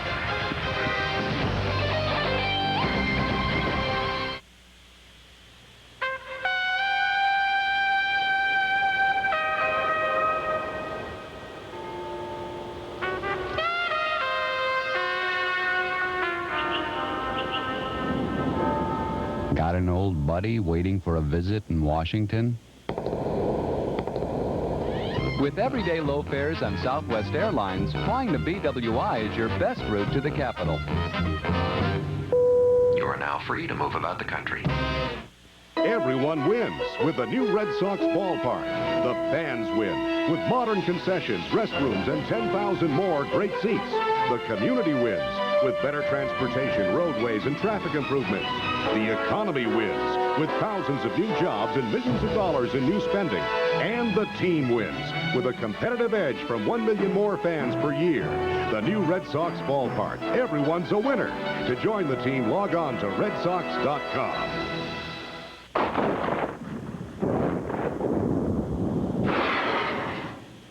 Micro-finished camshafts and lightweight pistons mean less friction. Less friction means more power. More power means suddenly the speed of light doesn't seem so fast anymore.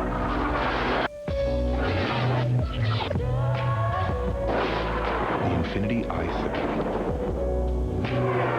It's all the best thinking. Well, back at Fenway, it's all Tigers in this one. 7-0 lead. Let's take a look back at the 4th inning. John Wasden, after a leadoff double to Rich Becca, strikes out the side. Gonzalez with the curveball. He'll get Higginson the same way. And then Palmer to finish it off.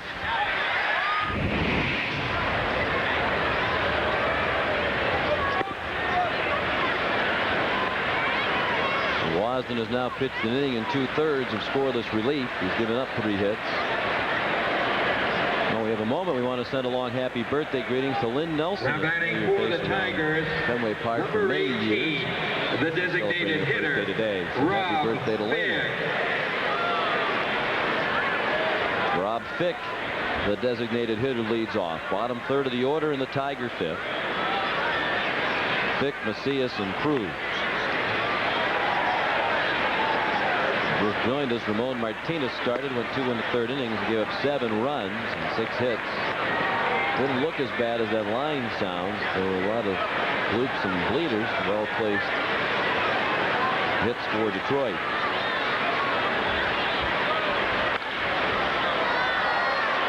Very high pop-up near the second base bag. Hoffman has it, 1 out.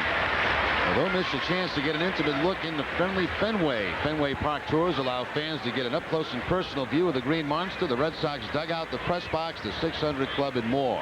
All areas are subject to availability. Call the Fenway Park Tour hotline at 617-236-6666. And if you're really lucky, you might see Sean McDonough walking the hallways up here in the press box. What does that mean? Subject to availability. Some days the Green Monster isn't here. Or maybe something like the 600 Club. They might be having a function in there or something. So you can't go in? The Monster's always just crashed the party.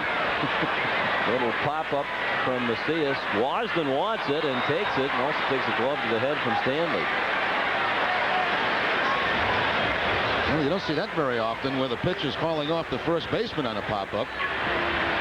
Every time there's a fly ball around the mound, you get infielders fighting for the fly ball, and here's Wasden going over, taking one away from Stanley. A pretty good smack in the face. Number 8, the shortstop, Davey. All right, want to take my ball? Here you go. Smack. Apparently John is making his candidacy for the Gold Glove among pitchers in the American League on the pad of stats. Usually infielders, they fight over those pop-ups. I never understood why they didn't let the pitcher take it either when he's standing right on the mound. I mean, most of those guys catch them very well because they do it all the time during batting practice. Yeah, up there shagging fly balls. Davey Cruz, the batter, 2-0 the count. He lined to right in the second with a well-hit ball to left for a sacrifice fly in the third. He's hit it hard twice with no hits. And some of his mates have hit bloops and dribblers and had a couple of hits.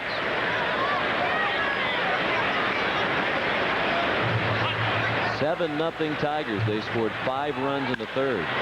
Lined and caught by Offerman. That's 6 in a row.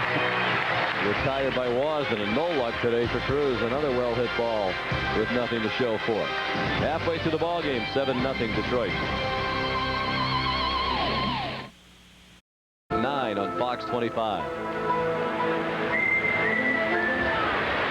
Now batting for the Red Sox, number 33, hit the catcher, Jason Veritek.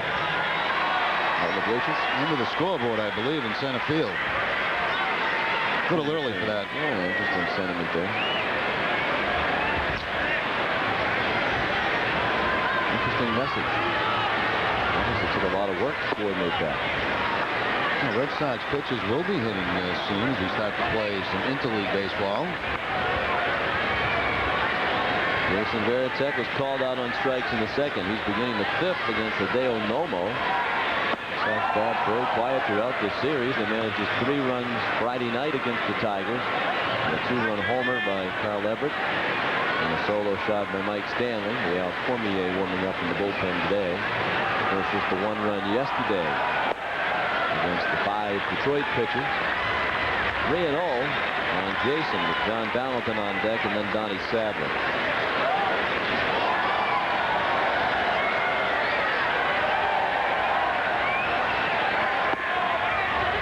Right to the belt.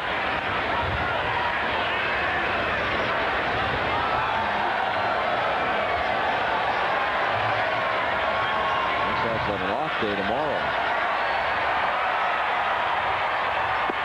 Ball 4. Second wall given up by Nomo. Imagine any of the Red Sox participating in Tim Nairn's golf tournament. There's money for his Number 13, reaching out the third baseman, ballparks for youngsters in Cincinnati, Tim's home, and here in the Boston area as well. I think there's a dinner tonight and then the golf tournament tomorrow. Yes. The Red Sox are back in action here at Fenway Tuesday night when the Toronto Blue Jays come to town.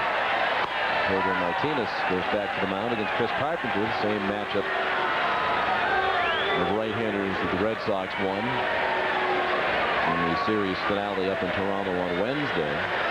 Jeff Facero and Kelvin Escobar will be the starters on Wednesday night at 7. And Thursday night, we are back with you here on Fox 25 and our network throughout New England for the series finale between the Red Sox and the Blue Jays. Pete Shurik and David Wells. That's on to New York. The Red Sox and the Yankees Friday night. The Yankee Stadium will have that ball game for you over these stations as well. Nomo, after the chat at the mound, drops in an off-speed pitch to Valentin, leveling the count at 1-1. Valentin has one of the 2 hits against Nomo. A single to the left side of the infield in the third. Both hits came in the third. Both were singles. The Red Sox stranded 2 in that inning. Crowd doing the wave, trying to get something going. They're just trying to stay warm. Valentin sends one out of play into the middle of that wave. It is making its way along the right side of the ballpark. And actually the fans are booing now because that foul ball stopped the wave. The folks who were supposed to do their part and jump up, throw their arms in the air, were more concerned about getting the foul ball.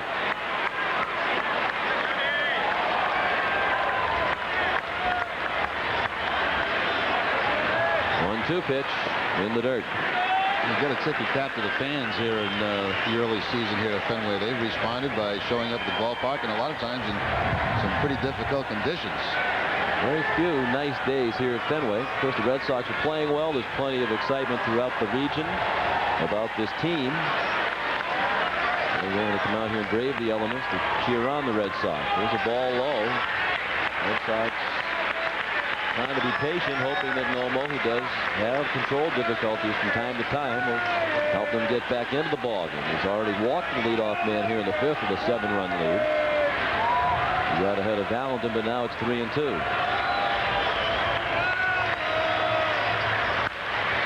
Now to play again to the right.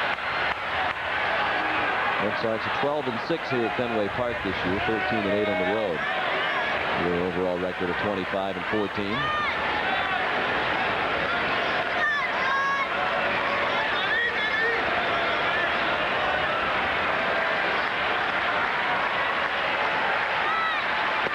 That swing, strike 3.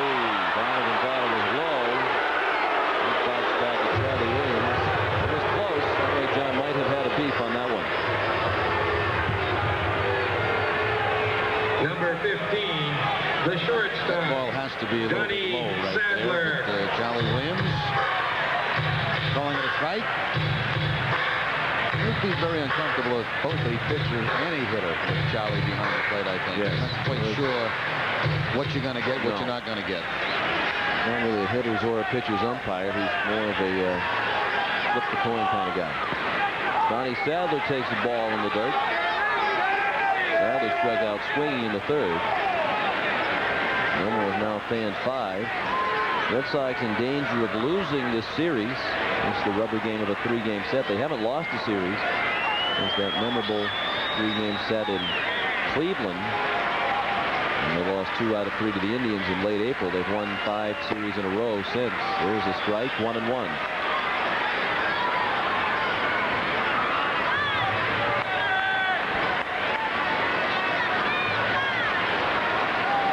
Red Sox held to 6 hits yesterday. They have 2 today.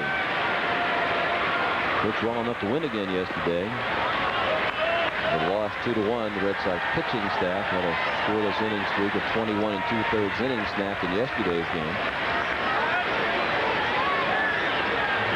The Tigers have put 7 up today. They lead 7-0 in the 5th. Veritek at first and 1 out. Sadler, the late swing, a line foul down by the ground crew area. There must be a pretty good fastball featured by Nomo, because you've seen a lot of the hitters going the opposite field in foul territory with that fastball. Valentin a couple of times in his at-bat. Sadler on that pitch. Sadler, then Offerman. Osman setting up inside. And it's a little blooper. The Red Sox finally get a blue hit.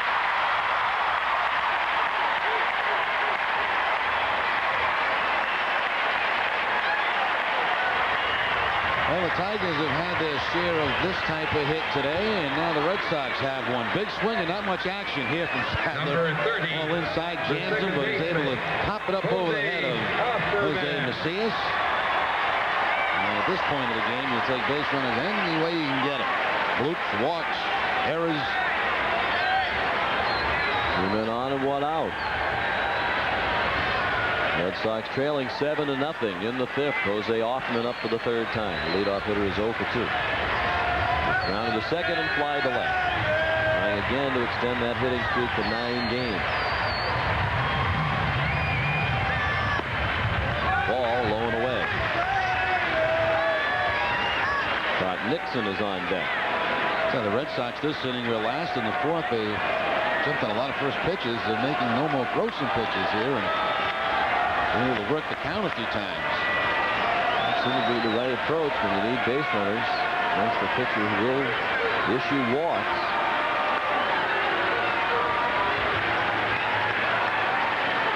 This will be the 19th pitch of the 5th inning from Nomo. The next offering to Offerman. Nomo walked 32 in 53 innings this season coming in. Ball 2.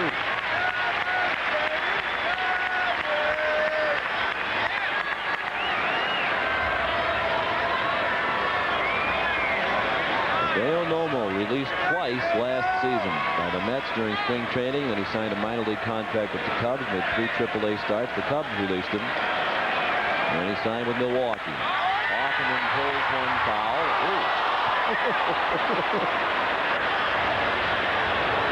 That get him in the head or the glove? I think it deflected. Like it hit him in the glove. And then he bent back as if it had hit him in the head. Sinking line drive. I don't think he got a glove on him. I don't think the glove touched it at all. I think it hit him in the head and staggered him. Right off the coconut.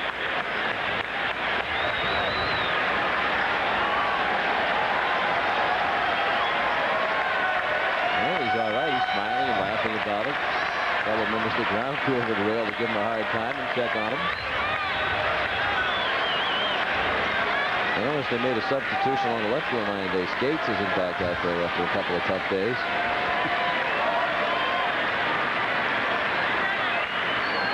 2-1 pitch. All out of play to the left. Now this group, the grounds crew group down in Canvas, they're a very tight-knit group. They work together a lot all the time and have a lot of fun with each other. I think it's much more serious down that third base side where they're by themselves. Yeah. They don't have the support group. Well, this young man we're looking at now, he is, I think, trying to blame the glove. He's holding up the glove and gesturing as if the glove let him down. Got a nice red welt there right in the forehead. Yeah. Have a little conversation piece there a little later. 3-2 pitch. Chop foul right back to Trot Nixon in the on-deck circle.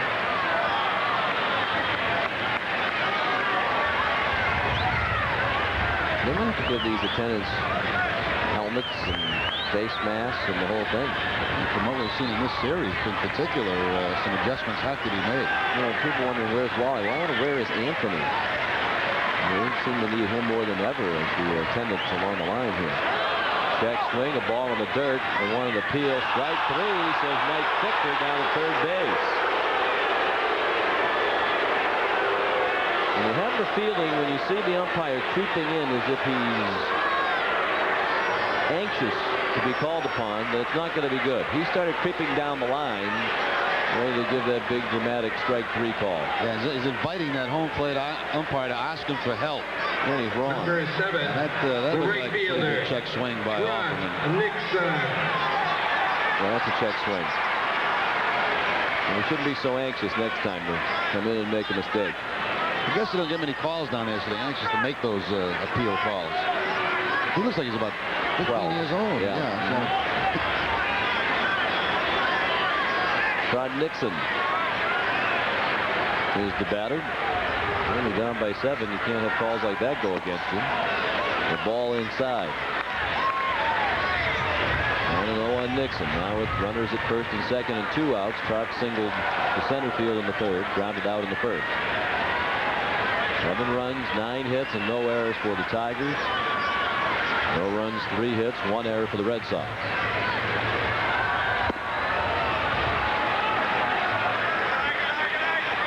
Used to be too on those check swings. If it was even close, it seemed like the hitter always got the benefit of the doubt. Seems like the other way around now. Yes, it does. And maybe because there's so much offense in the game. I don't know.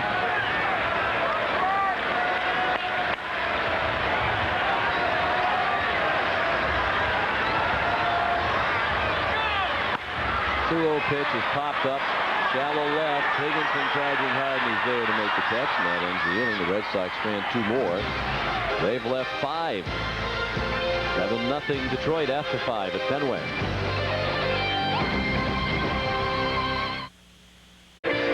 7-0 Detroit as we go to the 6th, and the Red Sox have a new pitcher on the mound. 2 2/3 scoreless innings of relief from John Wasden. Here's Riel Cormier. 15th appearance. A couple of shaky outings for Cormier recently has raised that ERA to 5.51. Opponents hitting .288. Riel, the last time he worked was yesterday. Came in a third of an inning against the Tigers. That was when Wasden started in. He went back, and Cormier warmed up. That's when Wakefield got hit with a line drive. Wasden pitched 2 2/3 innings. He allowed no runs, 3 hits, and struck out 3. Starter Ramon Martinez gave up all 7 Tiger runs in the 2 1/3 innings he worked. Let's check the scoreboard again, brought to you by your friendly New England Dodge dealers. 1 hit for the Yankees through 6 innings against Paul Rigdon in his Major League debut. A Chuck Knobloch single. That's it. And home homers in the game by Jim Thome and Enrique Wilson for the Indians against El Duque. 4-0 in favor of Cleveland in the 6th inning.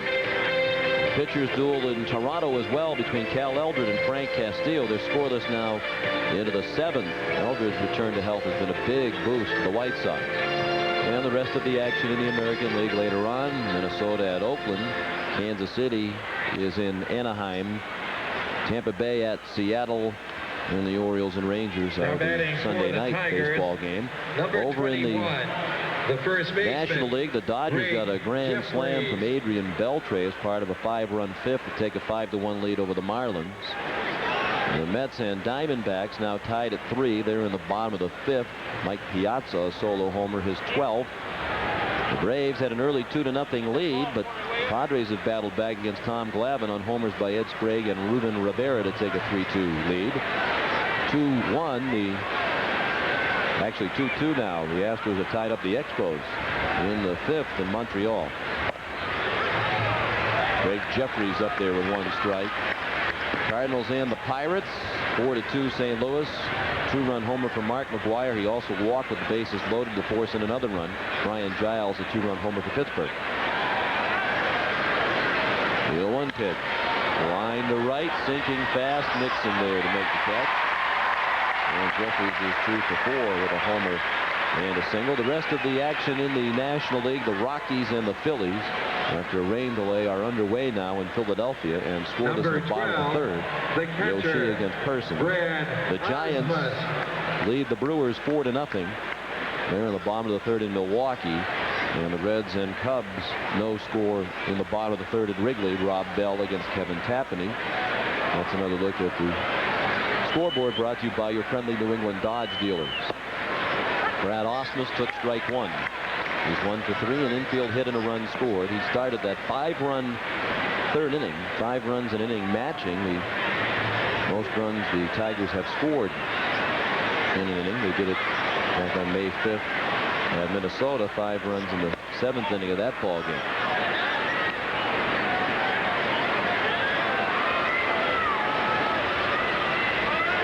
One on Ausmus with Rich Becker on deck.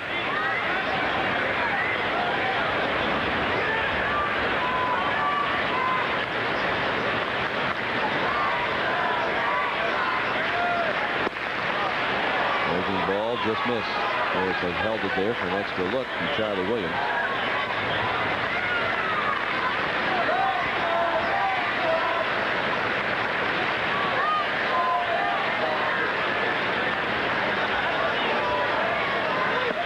Ball 3.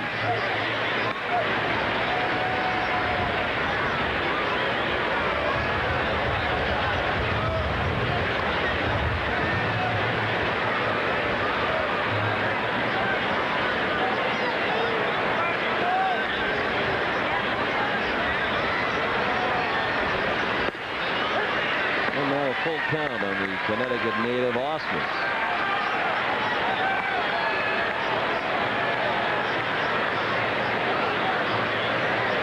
Brad and his wife Liz and his daughters now make their off-season home in San Diego, but he's from Cheshire, Connecticut. And he singles to center field. Line drive base hit on the 3-2 pitch. Let's pause for station identification along the Fox 25 Red Sox television network.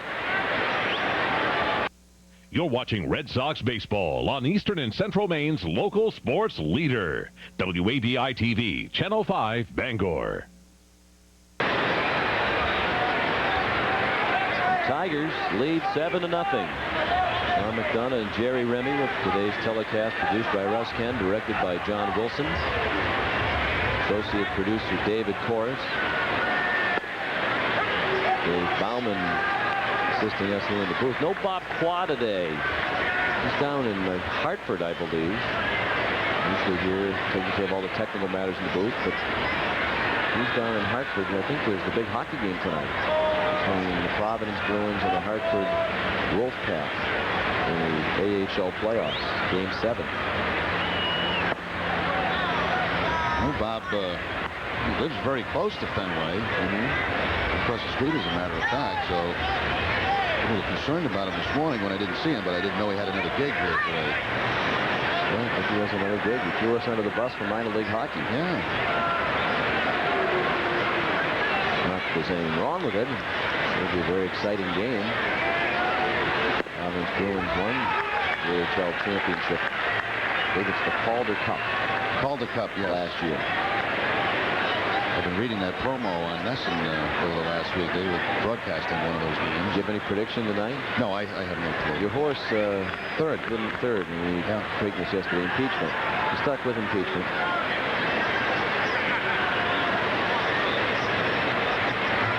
The 1-2 pitch. Missed. You know how I mentioned if I draft somebody on my rotisserie team, it's the end of their career, like Mike Messina couldn't get a win again last night. My first round draft this year. Now that's true of horses as well. We had a little pool here yesterday among our crew for recreation only. For the Preakness, we all just drew a horse just to have somebody to root for, and I had Usaichi Pegasus. He was the favorite, right? By far. And sure enough, you knew when I drew Pegasus, it was going to be Usaichi for me. That's the left and caught by O'Leary. Becker retired for the first time today after a walk, a single and a double. Well, in the Kentucky Derby, you had the same horse I had, right? I picked impeachment. Yeah. See, that was we actually made predictions. The right fielder. And yesterday Juan you drew impeachment out of that. I Gonzalez. had Fusaisi Pegasus. However you say it. It isn't how I just said it, but it's close. And you know, yesterday I picked two. There were two names. I put one back without looking at either one. And when I opened up the one I had, it was Pegasus, and I was so happy. And then I think I threw back Red Bullet, which is also typical of how my luck goes in these things. What was that, about an 8-1 shot? Maybe even more. More than a 10-1? I don't know. Juan Gonzalez, the batter. He struck out twice. And a double sandwiched in between that knocked in a run. With a gapper in right center. Scored during that 5-run third. Pulls one foul off third. Notice the positioning of the ball attendant down the left field line. Different today. I was just going to say that. He's much closer to the dugout than traditionally they are. You can see him right over by the photographer. Usually he's out by the next door if the camera keeps panning to the right. Over around there. Close to the foul line. Maybe he studied the charts and he's playing all these guys to pull. He might have been in the meetings with the Red Sox.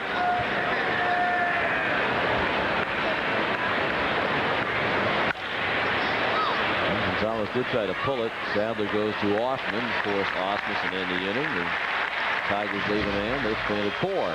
They lead 7-0 as we go to the bottom of the 6th at Fenway. Tigers who won the Time for the American Dunkin' Donuts game summary brought to you by Dunkin' Donuts. The Tigers lead 7-0. They scored in each of the first 3 innings. They matched their season high with 5 runs in the third. Started on an ominous note for the Red Sox when Greg Jeffries led off the game with a home run just around the pesky pole in right field. The Tigers batted around with that big inning in the third. Lots of bloop hits. Knocked Ramon Martinez out after 2 1/3. Meanwhile, the Red Sox have had some chances. Number 23. The bats been quiet again today. They have them all weekend against the Tigers. Nomo has shut them out on 3 hits and 2 walks. He struck out 6. Red Sox have left 5 men on base. Game summary brought to you by Dunkin' Donuts. Brian Daubach leads off. Nomo bounces the first one up. Daubach has flied to right and struck out. Mike Stanley, Carl Everett will follow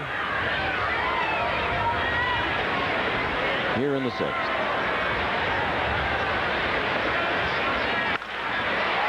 In the air in right center. Not the place to hit it. The breeze blowing in. Back with the catch. But Jerry, we had an interesting letter recently from a couple of young ladies who watch on a regular basis, Marisa Connolly and Pamela Santon. Number 24. Wally the Green the Monster. First baseman. But they, you know, they kind of think, well, maybe Wally was last year, and this year it's time for something different. And they suggested that fans take part in writing poetry, haiku, I believe it's called. So it seems appropriate today with Hideo Nomo from Japan on the mound. Haiku is a Japanese form of poetry. They're thinking maybe people can send us haiku poems about baseball, the Red Sox, whatever. It doesn't really have to be topical to anything that seems to pertain to baseball. But it can be funny, it can be serious, but they're really pretty simple and short. There's a high fly ball to left. And a home run for Stanley. Nomo's 100th pitch of the afternoon, taken into the screen and left. The Red Sox are on the board. And Stanley's 8th of the year.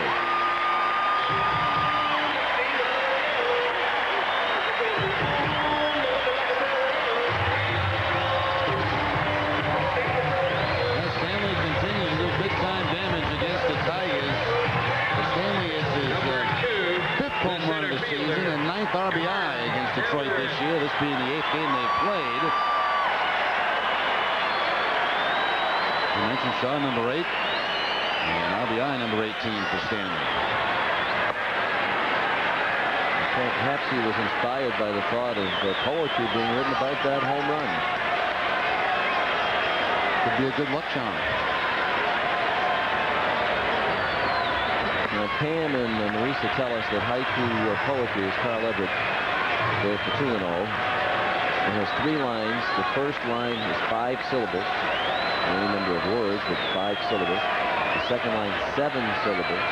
And the third line back to 5 syllables. It's the old 5-7-5 combination. Look like a pretty good pitch, called the ball. 3-0.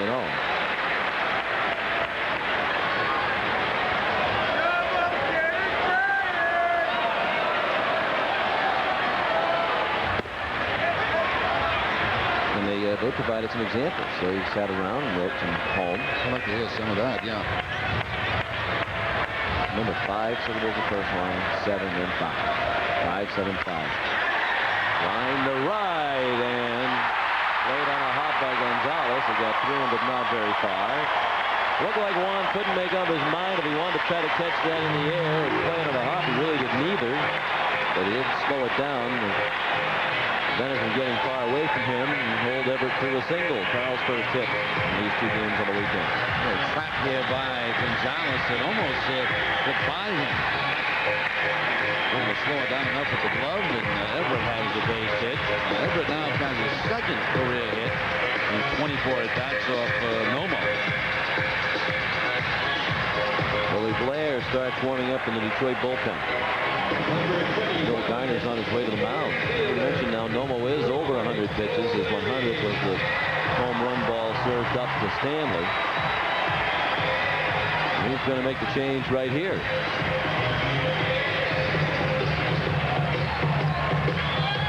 Well, Nomo will depart. And Blair comes in. Mike Stanley's home run has brought the crowd to life here at Fenway. The Red Sox still down by 6 in the 6th. It's 7-1 Detroit. Back in a moment. Well, Nomo finished for the day. He mentioned last time out only went 2 innings in his outing, and today over 100 pitches. So the move is made in the 7-1 ball game. And there's no more exciting place to be this summer than Fenway Park. Tickets to see the Boston Red Sox can be purchased at the Red Sox ticket office through our Touchstone ticketing system by calling 617-4824-SOX or online at redsox.com. Here's Willie Blair in for the 14th time this season. Been busy against the Red Sox. He's worked in a couple of games against Boston this season. A total of 2/3 of an inning and a couple of hits allowed. This first pitch, a ball. Hideo Nomo out after 5 in the 3rd inning.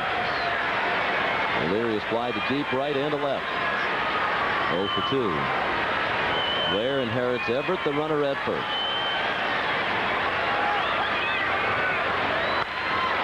Hits the wallop. He sends it high down the right field line. And out of play. I know you've been waiting, and I'm sure the audience has too, for one of these haiku poems. I knew as soon as we got off on this tangent that the offense would come to life, and that's really the point. 5-7-5 now the syllabus. I'm sure Hideo knows this. 2 strikes at Fenway.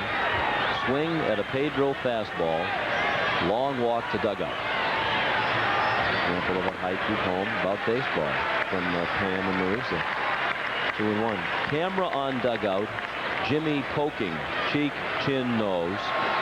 I can't read those signs. Imagine the fun we can have with this all summer. Base hit in the center field. Tell you, the team was inspired by high-peak homes.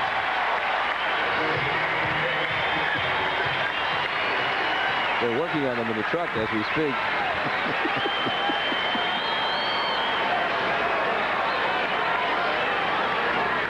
Right, Penn's first line was "Somebody kill me."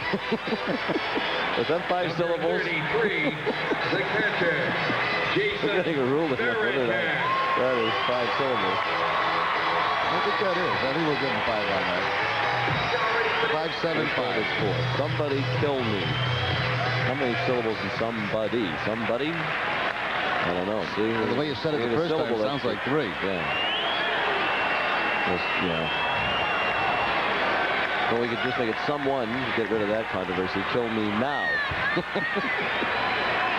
Here's Varitek, who takes the ball down and in from Willie Blair. He has struck out and walked. They have one about Jason Varitek. Would you like to hear it? Might as well, yeah. Well, Jason Varitek. That's 5 syllables. That's the whole first line. Jason Varitek, focused behind catcher's mask. Stealing, think again.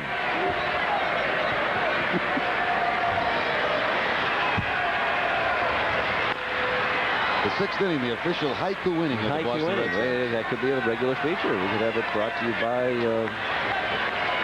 maybe a Japanese restaurant in town. All kinds of opportunities here for the sales department of the station.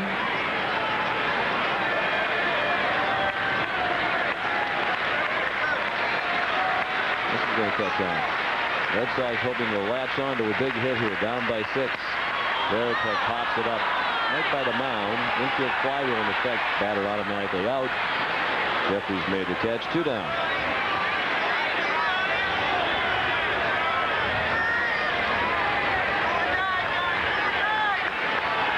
Number 13, the third baseman, Juan Gonzalez. Disappointed. Jason Varitek did not hit the ball well. Jason sits down. Upset.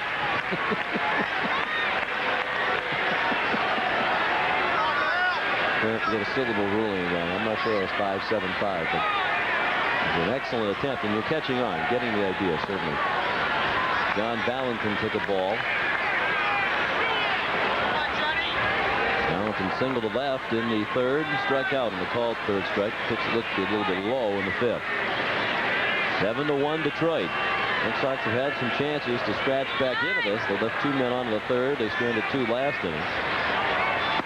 And to avoid leaving 2 men on here.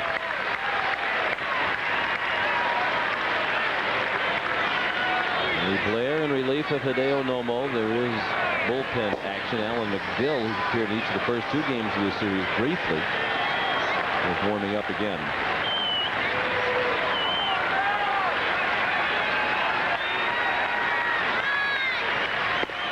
Allen takes a strike. Talk about the interesting career Nomo has had. The brilliant start, and then it seemed to fall apart all at once. Here was Willie Blair. Struggled to make it in the major leagues in 90 with Toronto. Really bounced around. Toronto in 90, Cleveland in 91, Houston in 92, Colorado in 93 and 94. Never with a winning season. Then went to San Diego for 2 years. Then in Detroit in 97, he went 16 and 8. Hasn't done much since. He's out of the inning on the bounding ball to short. Through to Macias. The Red Sox strand 2 more. They do pick up 1 run on the homer by Stanley. It's 7-1 Detroit after 6. You're watching the Fox 25 network. Boston Red Sox baseball on Fox 25 is brought to you by Best Buy, bringing you the technology to make your time more enjoyable. Best Buy, turn on the fun, and by the 240 horsepower Nissan Pathfinder, the most powerful Pathfinder ever built.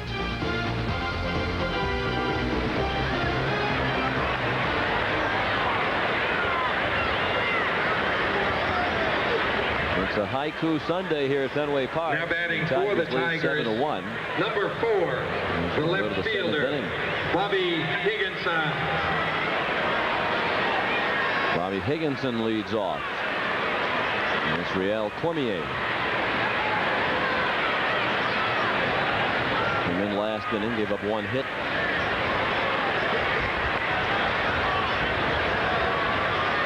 Higginson Hoskins 0 for 2 with an intentional walk. He looked at strike one. Higginson, Dean Palmer, Rob Fick. 5, 6, and 7 hitters grew up.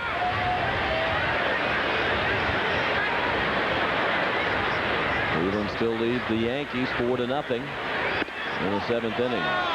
Which apparently just inside. 1-1. Well, maybe with that win the Indians had yesterday on the walk by Nelson will turn their luck around at home against the Yankees.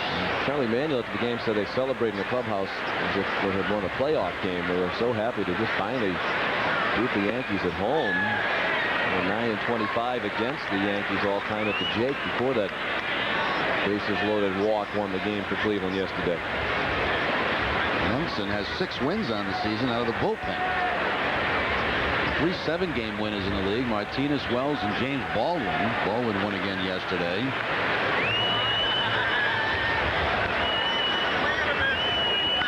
It's been Yankee pitching that has held them in there with the Red Sox drive for stride atop the AL East, because the offense, as we mentioned, second lowest run total in the American League for the Yankees. 188 starting today, and they don't have any today. Only Detroit has fewer. Yankees hitting for just a .268 team average. Only Oakland and Detroit lower than that. And Oakland makes up for it with a lot of home runs. They've hit 66 homers. Second in the league. Well hit ball to right. It's going to take a ball shot out of a cannon to get it out of here to right today. One out. It's interesting. You look at the Yankee offensive numbers, and you look at on-base percentage. They're like 12th in the league, 11th to 12th, and normally they're up near number 1. They're walking a lot, big base hits. Hasn't been a great power team over the last couple of years, but certainly a team that can get on base. Not so far this year, and still only their game out of first place. George Steinbrenner starting to make some noise again, apparently saying that he was in favor of trading to Jim Edmonds back in spring training, and he was talked out of it by the other baseball people in the organization. It's the baseball people in the organization. He's questioning whether Ricky Leday has what it takes in terms of makeup to play for the Yankees.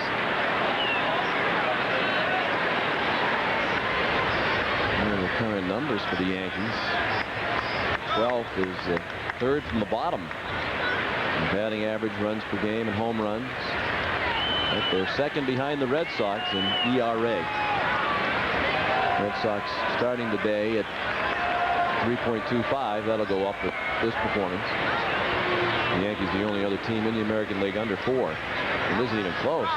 Third team in ERA in the American League is Chicago at 4.45. Obviously, Pedro's numbers a big part of the Red Sox staff ERA, but the other guys have been doing their part too.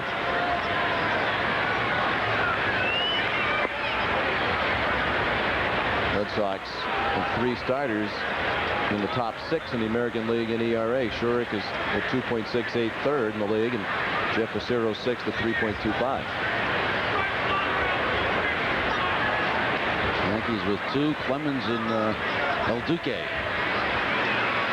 They are 8th and 9th, respectively, in earned run average. 2-2 now on Palmer. He doubled and scored in the second. Fielder's choice for an RBI and another run scored in the third, and he struck out against John Wasden in the fourth. Well, we get to go to the Bronx next Friday, and actually the Red Sox play 2 series in New York before the Yankees either come to Boston. And the Red Sox are done with their trips to New York by mid-June. A little more fun, I think, last year when they were there in September. Oh, yeah. Yeah, we go next weekend for the 3 games, and we go back in the middle of the week for 3 games after that Monday, Tuesday, Wednesday. Yeah. Like the 12th, 13th, and 14th, something like that. Those are the dates. And a miss. Palmer strikes out for the second time. The first strikeout for Cormier in an inning and 2/3 of relief. Now, since the double by Becca to lead off the 4th inning, there's only been 1 hit allowed by the Red Sox bullpen. Number and that 18, was to Osman the back in the 6th designated inning. hitter, Bullpen was shut Ron down the Detroit offense, but they get those 7 in the first 3 innings.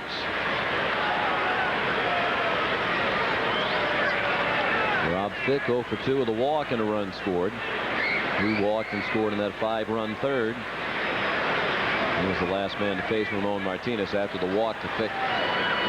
Martinez was lifted in favor of John Wasden.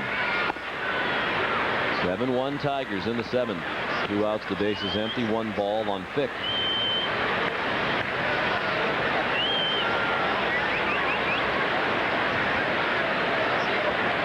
Chuck Knobloch fighting off the hand injury. Been hot lately, as has Paul O'Neill and Bernie Williams. And others who have not been very hot. Of course, they're playing without Derek Jeter. And went on the disabled list retroactively with the abdominal strain. He's supposed to come off the same day as Garcia Parra, I believe. Game 2 of that Yankee Red Sox series.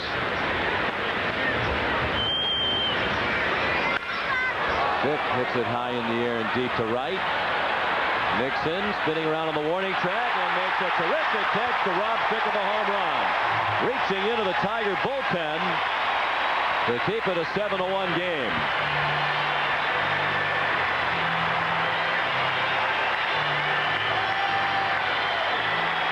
Looked like it might be a problem for Traub when he started spinning around on the warning track. But he recovered and made a great catch.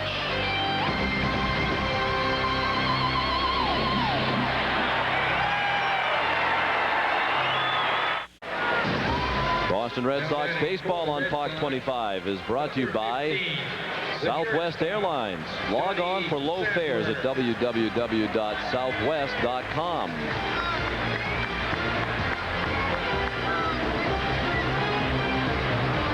And by your New England Chrysler dealers. Well, Trot Nixon with a terrific play to end that inning. Spinning every which way as he gets back to the bullpen.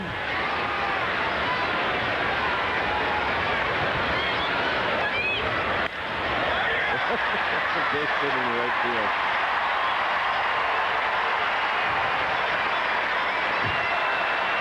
Throw of the infield was errant. Sadler's 2 for 3. Your billboards were a little slow coming up there. The Southwest flights, we assure you, are number 30. Much more close to being on time than the billboard was. The guys in the trucks are working on their haiku down there, so well, it took a little while for those logos to come flying in. Here's a look at the Nixon catch.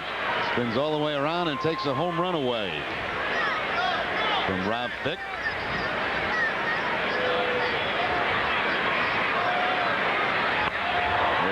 Trying to bunt his way on. That's a good bunt. Everybody's safe.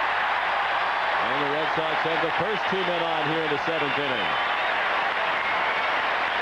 Well, you don't see Hoffman do that very often, and if that's any indication, he should do it more. That's a beautiful bunt down the third base line. Keeps a hitting streak alive for him at 9 games now. Watch it deaden this ball. Just drops it down that third base line right on the grass, and no play at all for Dean Palmer. Nixon coming up. Phil Garner's out to the mound. Coming the lefty, Alan Mcgill. And yes, Maurice and Pam have provided us with a haiku poem for this. Call to the bullpen. Hello, is anyone there? Please leave a message.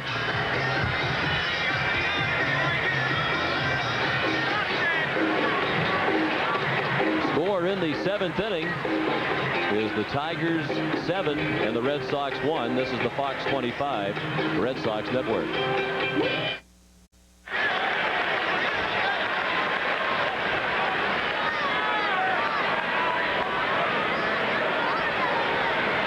Alan Mcgill in relief for the 3rd time in as many games.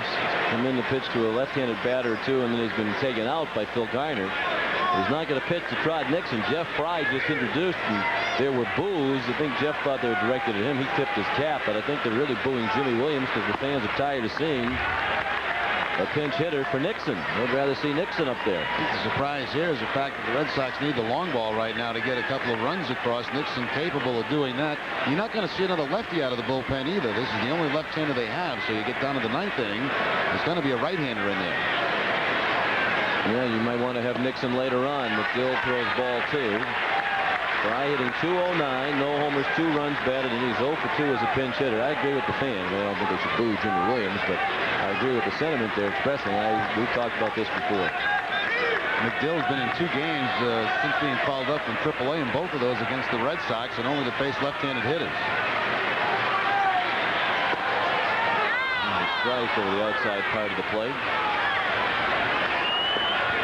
McGill appeared yesterday and got Brian Daubach on a fly ball to center. He'll probably face Fry and then Daubach, and then when Stanley comes up, they'll probably go to a right-hander. Well, if you're going to hit for Nixon, why not go ahead and hit for Daubach too? Ball in the dirt, 3-1. That doesn't make much sense to me on that basis either, although I guess the track record for Daubach's better against lefties. That must be the thinking. There's Matt Anderson in the bullpen. I'm just a little surprised because what you need here is a blast to get back in this ball game, and you got a couple of runners on. Nixon has the home run power. And then again, like Nixon's going to come up again. This part of the batting order is going to come up in the ninth. Yeah, chances are, you know, if you do rally back, you're not going to get it all here. Maybe you will. But you might want Nixon again later on, too. 3-2. Fry worked the count pulled.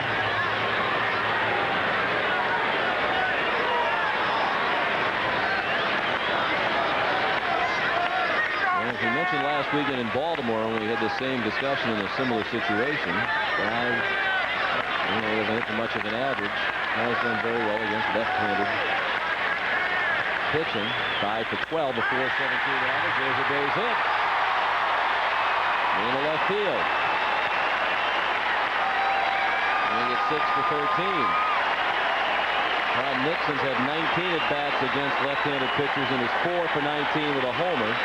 As a grand slam homer against the Tigers. That's a .211 batting average. So Fry has hit for a higher average. Neither one of them has had many at-bats against lefties this year. And now it pays off. We'll see what happens later, too. 3 innings to go. And here's Daubach, and he will hit for himself. Daubach is 6 for 23 against left-handers with 1 home run. That's a .261 average, so better than Nixon. 0 for 3 today against the starter, Nomo. Bases loaded, 1 big swing and get the Red Sox right back into this one. McGill will continue on to face the lefty Daubach. It will likely be Anderson to face Stanley if we get to that point in this inning. They should. It would take a triple play to prevent that from happening. And the numbers we spoke of, much better as you'd expect against right-handers, but respectable against the southpaw.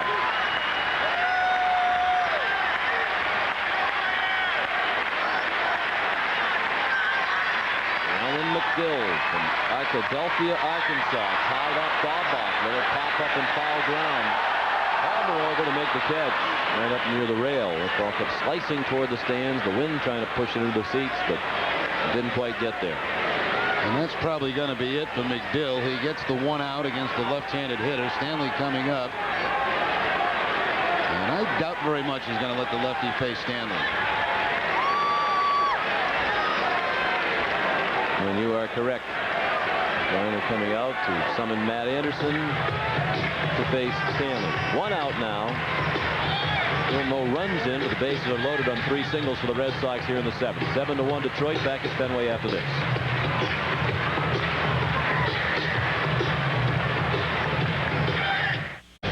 Sundays mean sports. More people are tuning into Sports Sunday than any other sports wrap-up show in New England. Join Tom Zenner and Butch Stearns for Fox 25 Sports Sunday tonight, right after the Fox 25 news at 10. Matt Anderson, the new pitcher. He's ready to go. Bases loaded, 1 out. Mike Stanley at the plate. Anderson, a very hard throw. He doesn't always know where it's going. Ball 1 goes inside to Stanley. Yeah, 15 strikeouts in 17 innings for Anderson. Also 11 walks. Opponents only hit .207, making his 2nd appearance against the Red Sox in this series. 3rd overall of the season.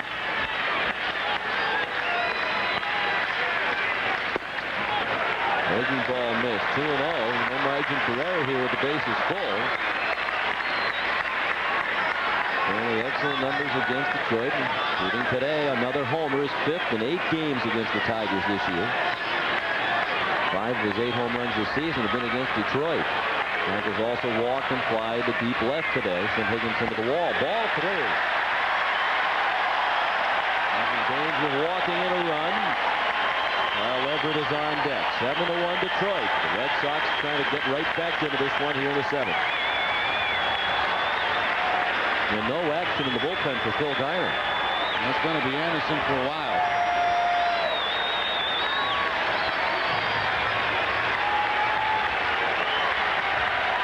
Pitch. Taking all the way. It's a strike.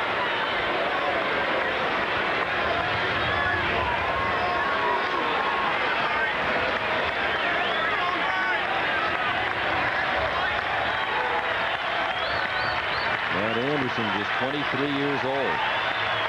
6'4", 200 pounds. He walked him. Wasn't close. Ball 4 up and in. A run comes in on the bases loaded walk. Sadler in from third to make it 7-2.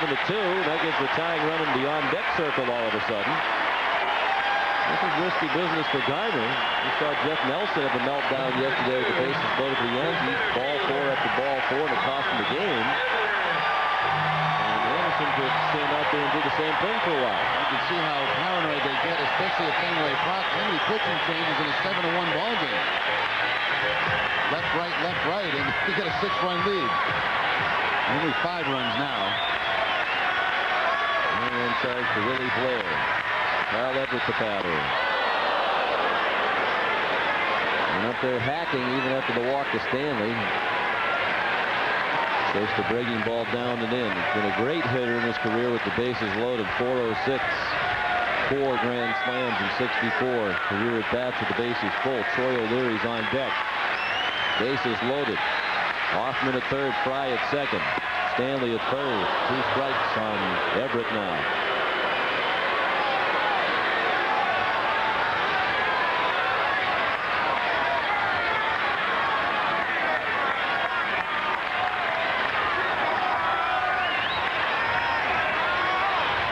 And Anderson, the first player taken in the entire draft in June of '97. His 0-2 pitch. Up and in.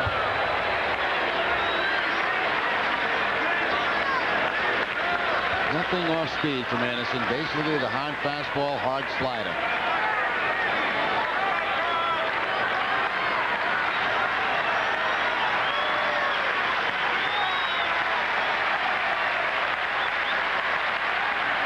The 1-2 to Everett. Swing. Well, actually lost his balance after the foul to the screen. Well, you can see why he was the #1 pick. I mean, velocity-wise, he's up in the high 90s a lot of the time, and that'll certainly get the attention of scouts. He was drafted after a career at Rice University in Houston, Texas, his hometown. He was a first-team All-American. Another 1-2 pitch, a ball.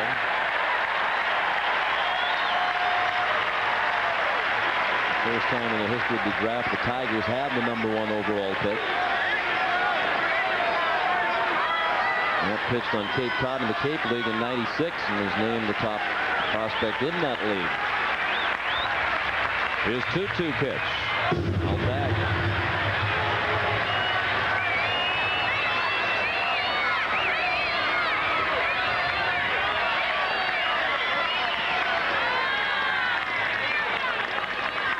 All of a sudden, the Red Sox have 9 hits with 3 in this inning. They've been lacking the big hit yesterday and today. They could use one here to really get back into this one. And for the walk, though, Anderson is going to provide that. Ball 3 was up and away. 3-2. With O'Leary on deck, fans on their feet.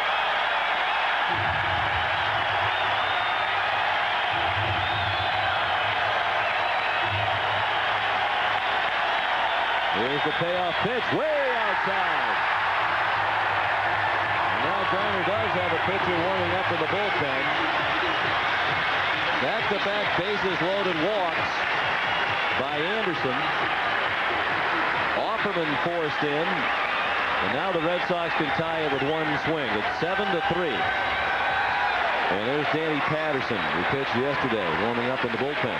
It seemed like the louder the crowd got, the harder Anderson tried to throw the ball, and not even close on that 3-2 pitch. Well, you pick up a couple more in this inning. He's got a good chance in this one.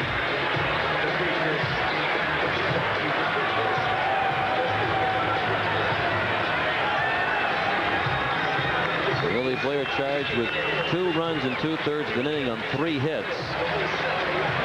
Now Mcgill responsible for Fry, the runner, at third, and Anderson responsible for the other 2 runners. He has walked Stanley and Everett. And here is Troy O'Leary, The left fielder. who scuffled at this point in the season. What a time this would be to deliver a big hit. 1 for 3 today with a single to center. Last inning off Willie Blair.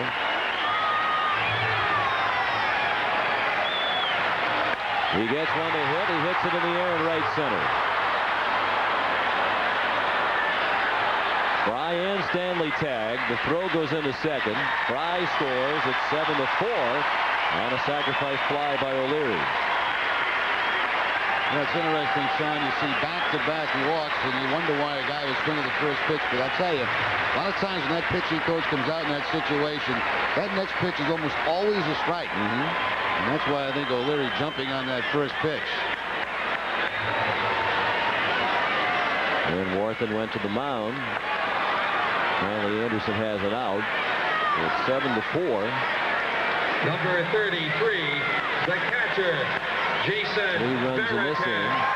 1 run charged to Mcgill, so in the 3rd of an inning, he gave up 1 run on 1 hit.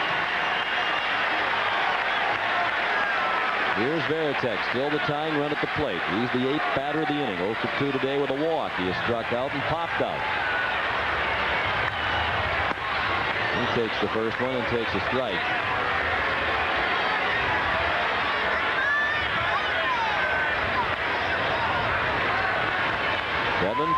Detroit.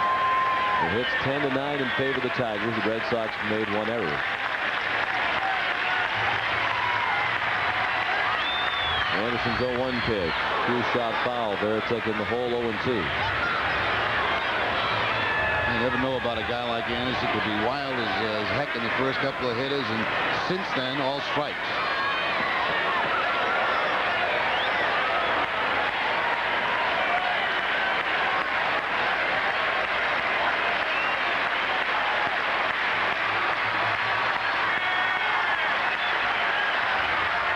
Now the 0-2 pitch, down and in.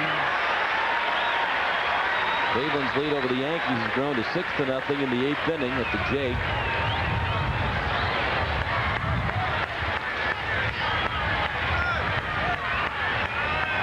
Here the Red Sox are down by 3.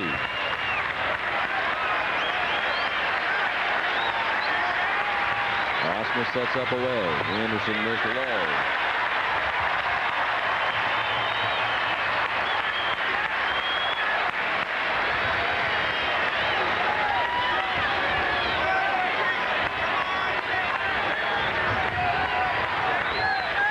Stanley is the runner at third.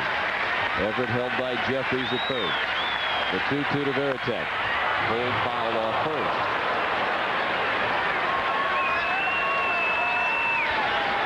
I think we have a new attendant down that right field line. There must be. He didn't catch on with his head.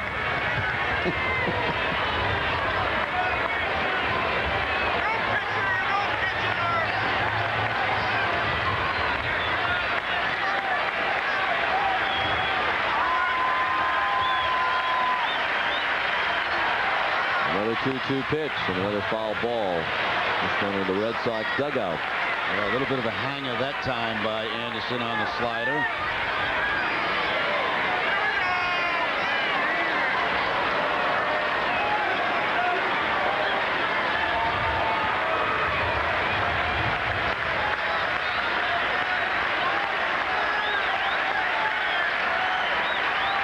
Another 2-2 pitch.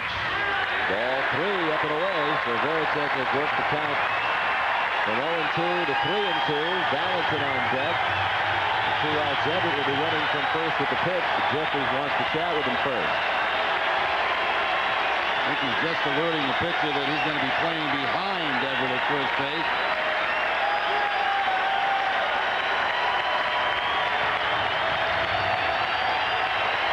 And fans again on their feet. 31,893 on hand. Payoff pitch. He struck him out. With a pitch down and in. Jason Chase, ball 4. The Red Sox get 3, but they're still down by 3 after 7, 7-4. Detroit.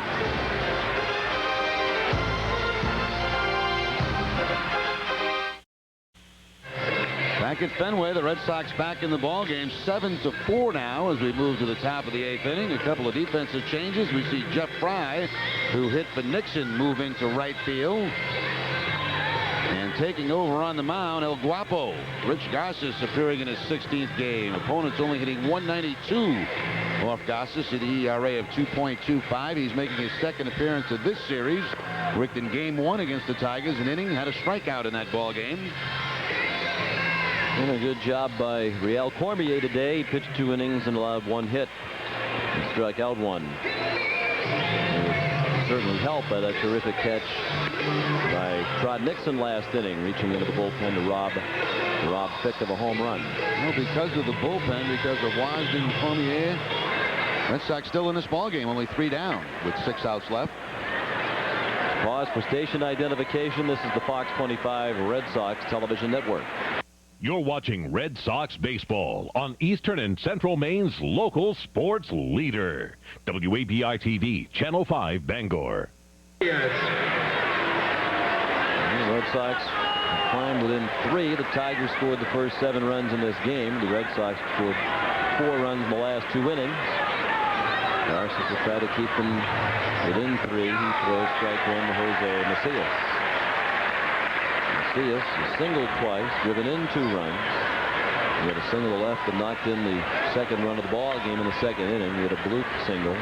Barely reached the outfield grass and right. In the third to knock in another run. Last time up, he popped up to the pitcher, John Wasden, along the first baseline.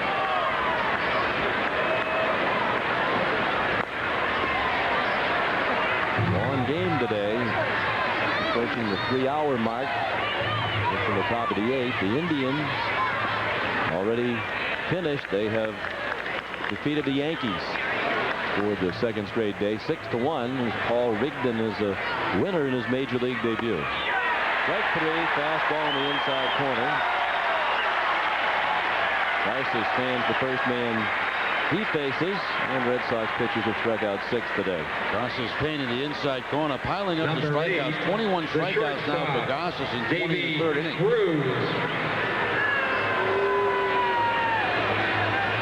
Well, keep putting the Tigers back on the field and take your chances offensively in this one. Breaking ball, only just outside. Davey Cruz hit the ball hard all 3 times with an 0 for 2 and a sacrifice fly to show for it. Last time up, he lined out to the second baseman Offerman.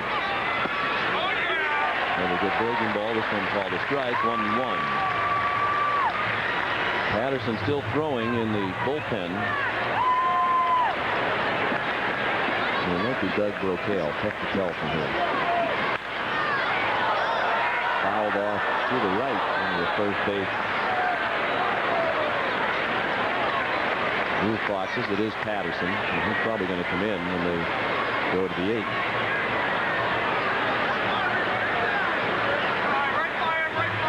The bottom half thereof. And the Red Sox will have John Valentin, Donnie Sadler, and Jose Offerman be up.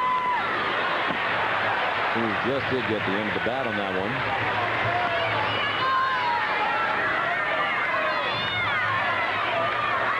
one. One ball and 2 strikes.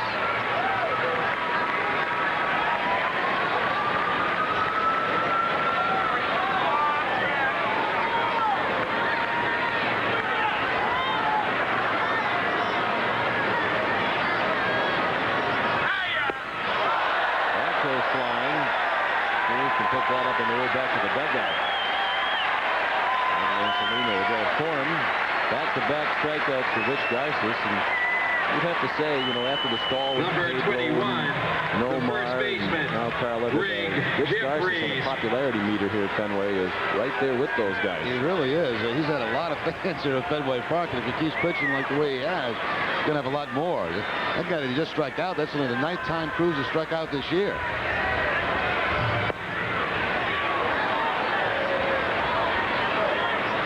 outfielder Greg Jeffries. Take out his first appearance of the year when he had a tough time out on the West Coast. He's been almost unhittable since.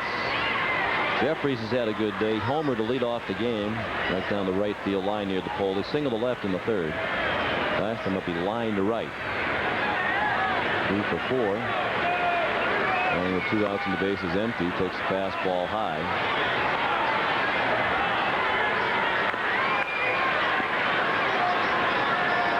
Garces is good-natured about all the talk about his weight. Do you think it's a coincidence, or am I a conspiracy theorist that the Dunkin' Donuts sign comes up behind the plate when he's on the mound?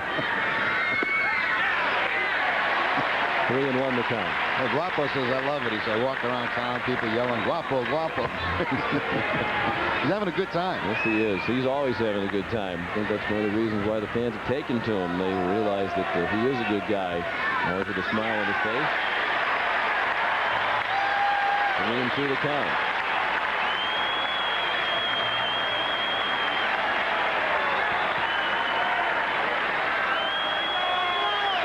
Get a chance to strike out the side. Ed Jeffries lifts a routine fly to right for Jeff Fry. A 1-2-3 inning for El Guapo. We go to the bottom of the 8th. The Red Sox trailing 7-4.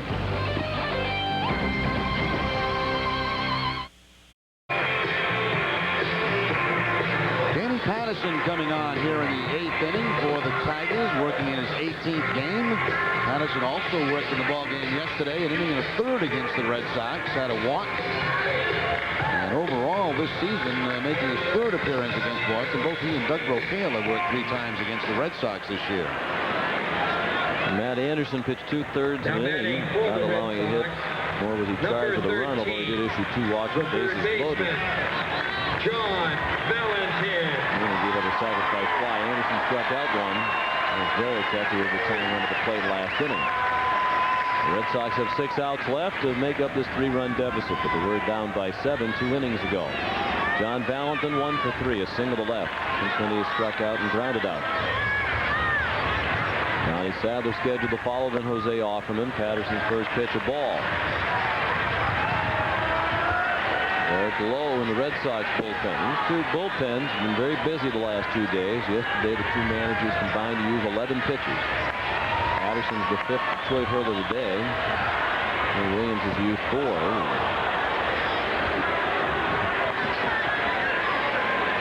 There's Doug Brocale in the bullpen. I think Joe Mooney's going to have these attendants out here tonight after the game, taking ground balls and fungos. Well, I think he told them to be more aggressive, but this is, gone beyond the aggressive.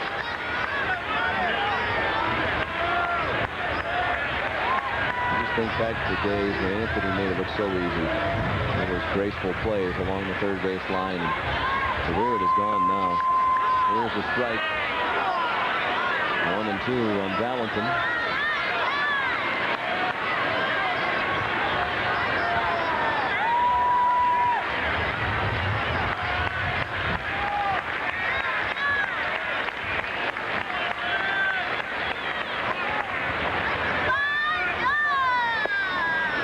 Just outside. Well, Chicago has defeated Toronto today 2-1. The Blue Jays have lost 4 in a row. The Red Sox could come back and win this one. They pick up the game on their 2 closest pursuers. The Yankees have lost, and the Blue Jays, who started the day in 3rd place, have lost. Down in the center. They'll think fast enough. Yes. It's knocked down on a hop by Becker. Dangerous play. They were diving for it. They got past him. He's going to play it into an extra base hit. Well, you got to give him credit, Sean. They're not going to go easy in this game. I mean, bouncing back with 3 last inning, the leadoff base hit here. Sinking line drive from Valentin, and Becker goes into the dive, and watch this ball bounce over his head there, and he's able to keep it from going by him. He played that like it was a 1-run ball game.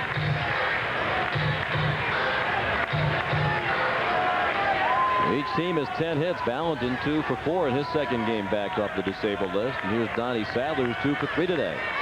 With a couple of singles, he started the 3-run rally last inning with a single to right. Right on the inside corner.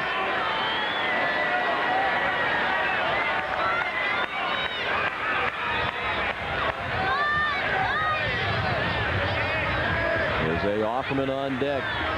One more base runner. The Red Sox to get the tying run back up to the plate. Down and in. 1 ball, 1 strike.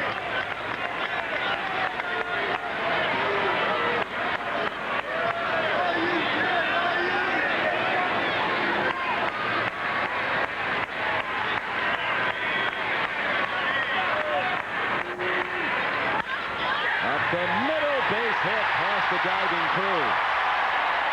Down to second. And here comes the tying run back to the plate thanks to a 3-hit game for Sadler. I think it's more than a coincidence he signed from home plate. We have the Dunkin' Donuts sign. The Garces, you see the sign behind home plate with Sadler's at the fleet. Maybe there's something to this. Yeah, I think there is. And here comes Phil Garner, the summon pitcher number 6. Doug Brocail. Patterson faced 2 men and gave up 2 hits. The Red Sox with the tying run at the plate with nobody out in the 8th inning when we come back.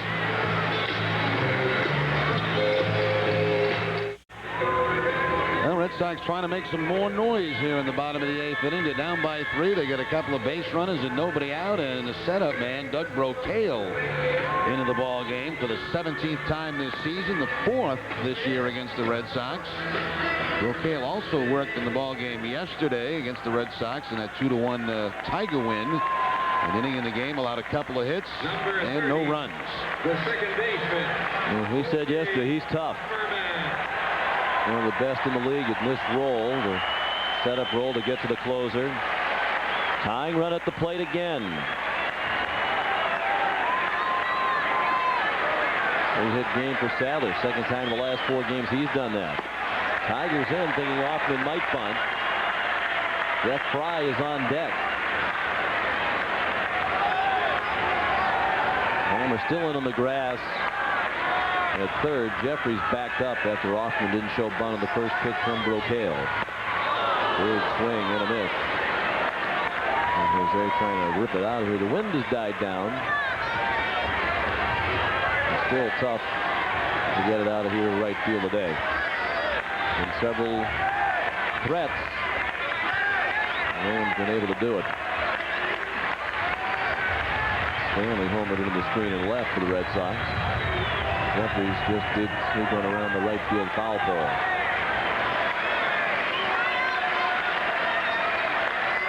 One pitch, breaking ball. He tried to check the swing, could not.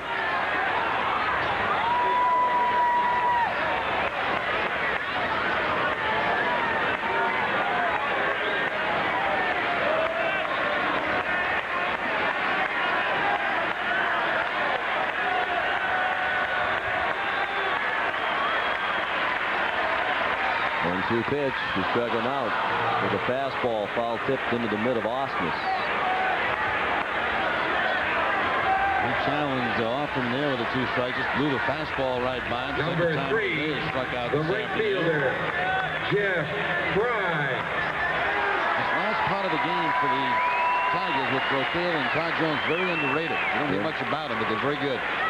Now, Jerry, we're right back to the situation we talked about last inning when Jimmy Williams sent Jeff Fry up to pinch hit to Trot Nixon. Talked about you're probably going to need Nixon later on in a key situation. Now, this would have been Nixon in all likelihood representing the tying run at the plate. You'd obviously rather have him up there now against the right-handed pitcher. But you don't. But with the Midas touch Jimmy Williams has had over the years, you fully expect Jeff Fry to rip one of the screen right now. To tie the ball. He did deliver a pinch hit single for Nixon against the lefty Mcgill. He's in the hole here 0-2. I guess Jimmy's point after the game would be to take the other side of that. Well, you know, I kept the inning alive there, and we got the 3 runs to get back in the game. But on the other hand, as we mentioned, there's no more lefties out in that bullpen.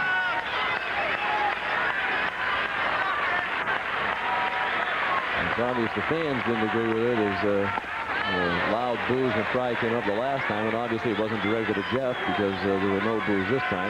Polite applause as he stepped in. It's no knock on Fry.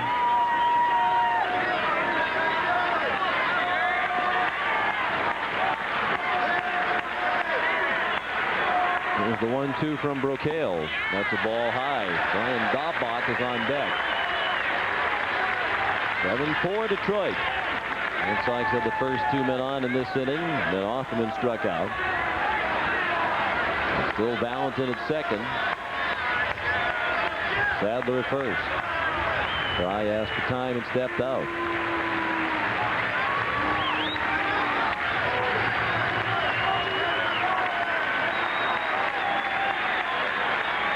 2-2 pitch. He fought one off. And again, if you're wondering why Lewis didn't go in defensively in right field, he's still being bothered some by a hamstring that he aggravated up at Skydome in Toronto.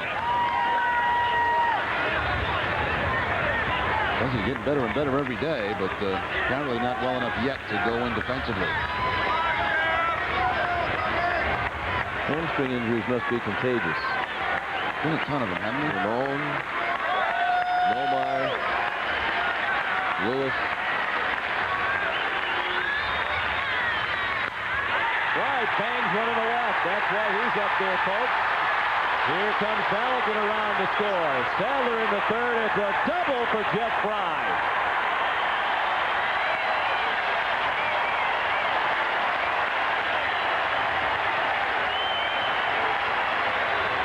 The man does have the Midas touch, doesn't he?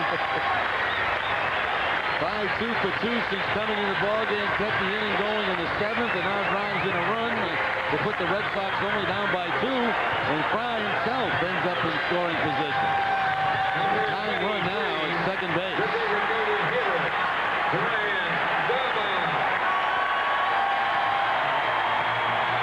On the run side to Patterson. He's responsible for Sadler, the runner at third. Brocail responsible for Fry at second. 7-5. Tying run at second. Brian Daubach takes one up and in. And Stanley is on deck. Daubach today 0 for 4.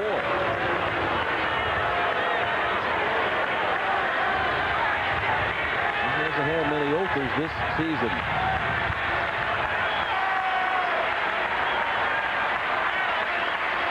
But he's played in only 7 games in which he has not had a hit. And of the 36 in which he had appeared prior to today. And a healthy hack at the 1-0. It's 1 ball and 1 strike. Swinging for the downs, and simple contact here might tie up this ball game. Red Sox now out hitting Detroit 12-10. 1-1 pitch. And a miss. Pitch that looks to be up and out of the strike zone.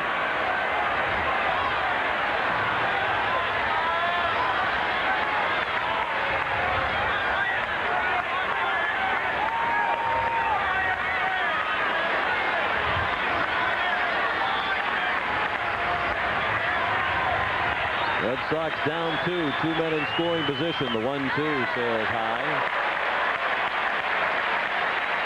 Tiger bullpen quiet. It's going to be Brocail, at least for a little while. Lowe was throwing earlier, and he has stopped in the Red Sox pen.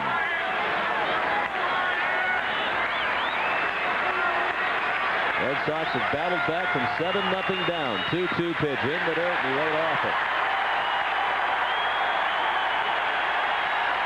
Here come the fans. Up again at Fenway.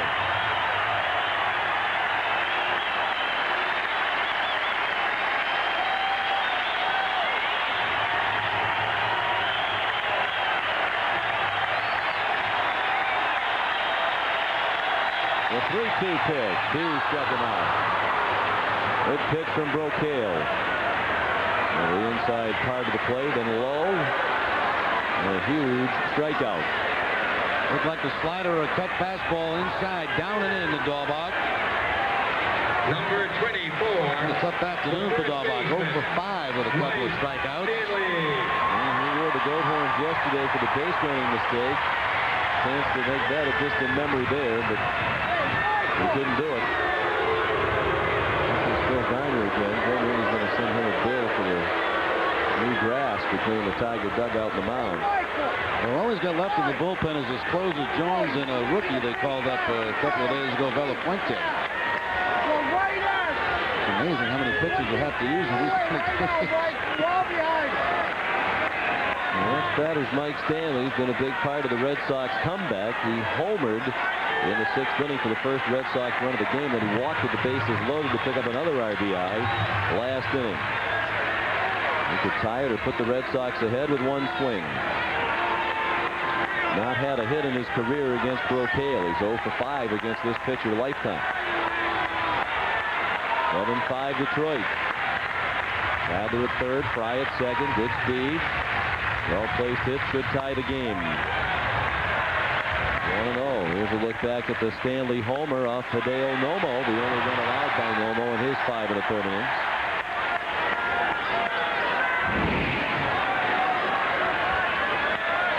He has terrorized the Tigers this year. And they're pretty appetizing, but he took it for a strike.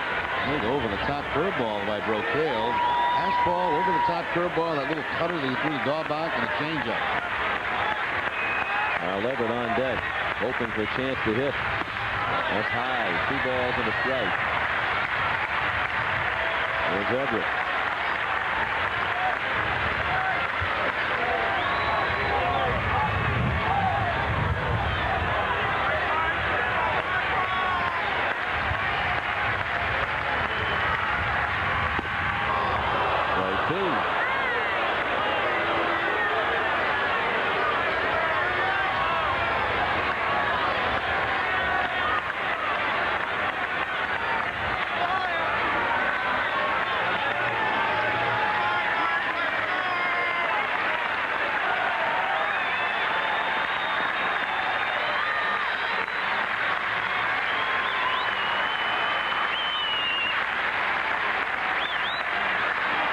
Two from Brocail. High again. It's a full count. Once you go there, exercise. Standing up and sitting down. Now they're back up again.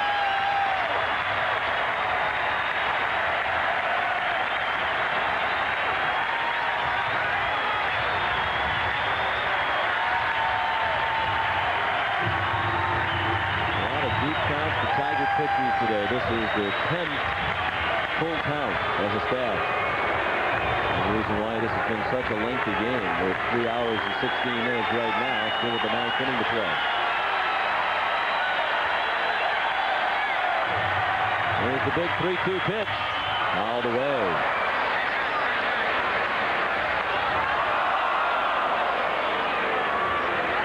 Throw came right after with a fastball. Looked at a lot of the plate. And he just missed it. Just going to like to have that one again. Yeah. Fastball right down the heart of the plate. And he got a fastball that seems to be in prime hitting area, but Mike fouled it off. Another 3-2 pitch. Another foul ball and a fastball.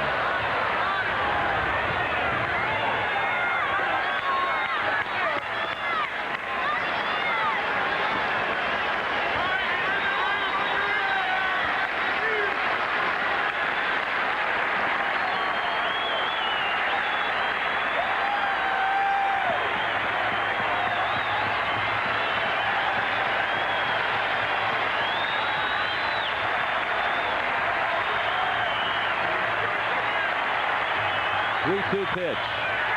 Just foul off third. The fans thought it was a fair ball.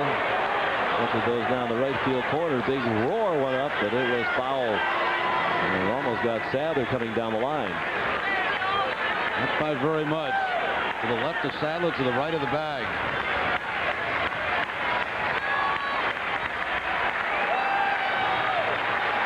With the 9th pitch of the at-bat, the 4th pitch with the count 3-2. Taylor struck out 2 in the inning. He also gave up the double to Fry. Here's the pitch. Went back to the breaking ball and they grounded him into the Tiger dugout. That's the one I was afraid of, the curveball. After so many fastballs, does he have the confidence to throw the hook? He did. They just fouled it off.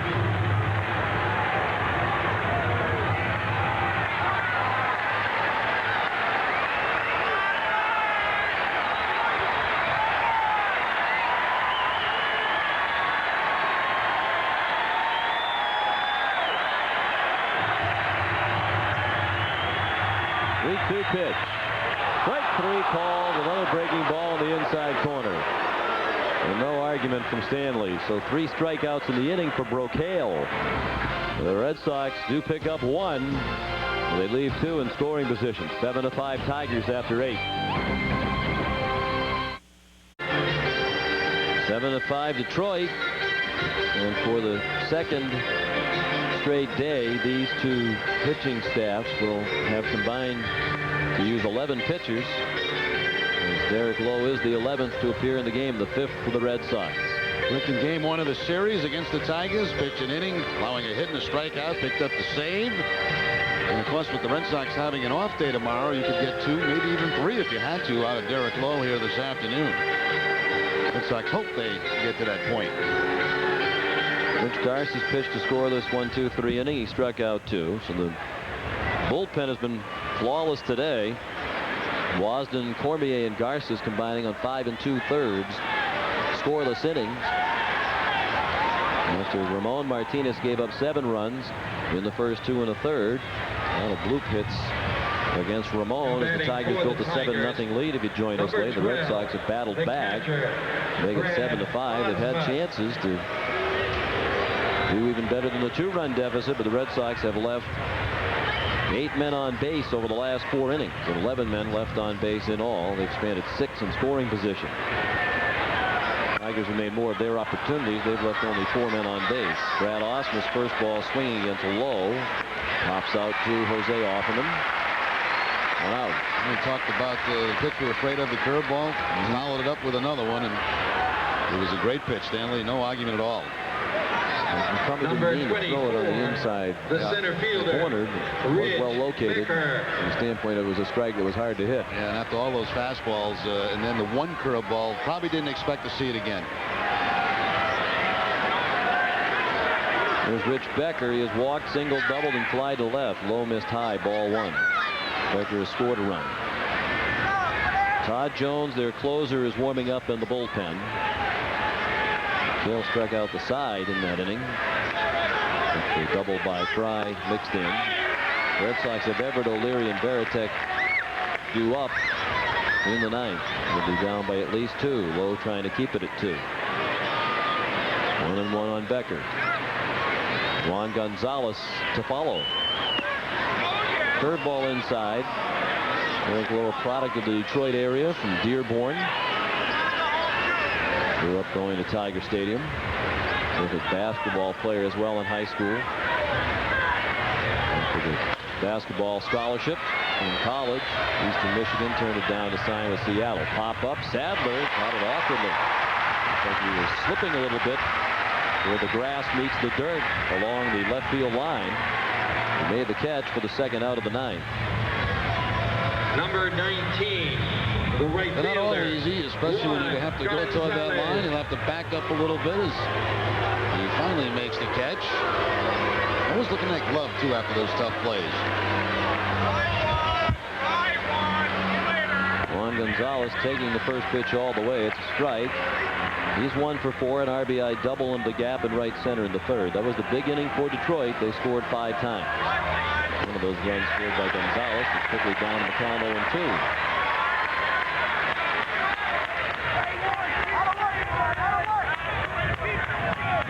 Pitchers have combined to retire 10 Tiger hitters in a row. And 17 of the last 18.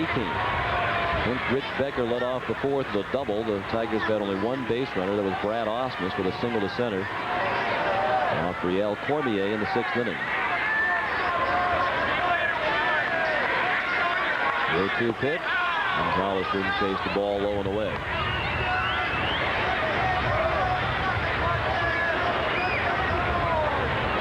7-5 Detroit. 2 outs, the bases empty in the top of the 9th. 2-2. He says he liked being a fan of Tiger Stadium, but likes pitching in Comerica Park a lot better. Bigger dimension. Much better pitcher's park.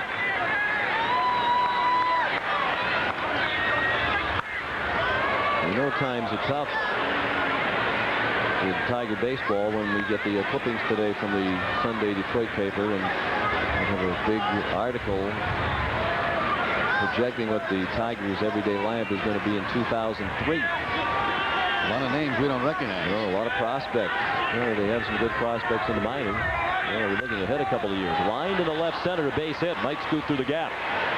And it will all the way to the wall. It will be the second double of the day for Juan Gonzalez.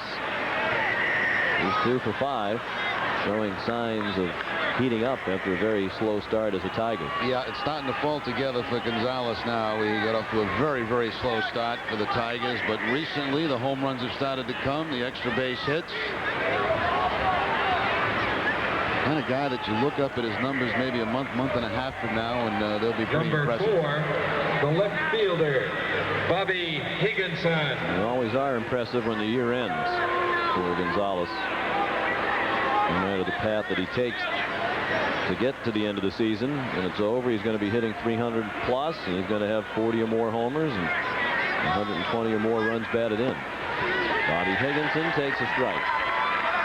He's 0 for 3 with an intentional walk back in the third. 7-5 Detroit. Lowe really needs to prevent that runner from scoring at second base. He's ahead of Higginson after the check swing foul, 0-2.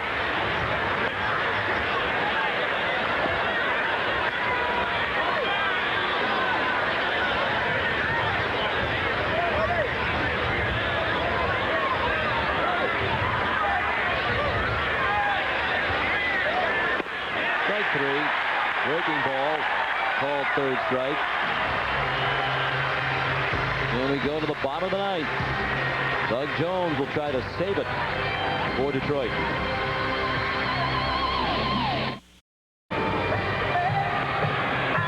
(7-5) Detroit as we go to the bottom of the ninth. And if you wait 5 minutes this weekend, you'll see a different pitcher. Here's Todd Jones, the 7th hurler of the game for Detroit. 11 saves, 11 and 12 opportunities. He's looking for his second of this series and third on the year against the Red Sox. And if successful in saving this game, he would tie Troy Percival and Mariano Rivera for the lead in the American League. They have 12. Todd Jones has the 11th. Doug Brocail pitched 1 inning without allowing a run. He allowed 1 hit. Double by Fry, he struck out 3. Moving Daubach and Stanley when they came to the plate at the time at second base. For the Red Sox, number 2. Hideo Nomo, the starter, still the pitcher of record for Detroit. And the same is true of the Red Sox starter Ramon Martinez, who's on the hook for the loss. Here's Carl Everett. 1 for 3. He singled to right in the 6th inning. Walked with the bases loaded to pick up a run batted in the 7th. He is struck out and fly to right. Everett, O'Leary, and Varitek due up. Foul ball off the mask of the catcher, Osmus.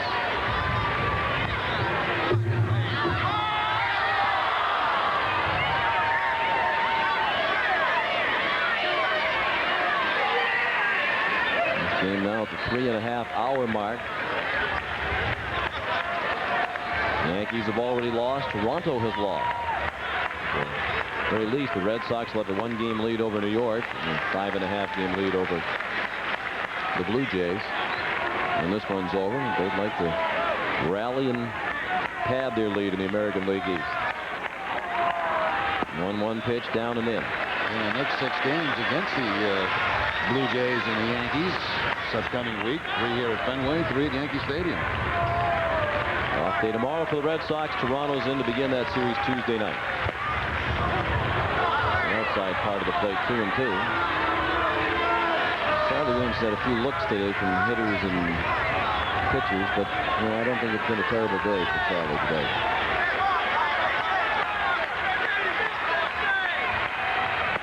They struck him out. Well, certainly the Tigers have had the strikeout pitch when they've needed it here late in the game. They got Offerman a strikeout in the 8th, then they got Daubach and Stanley back to back, and now a strikeout to lead off the 9th. High breaking ball that time.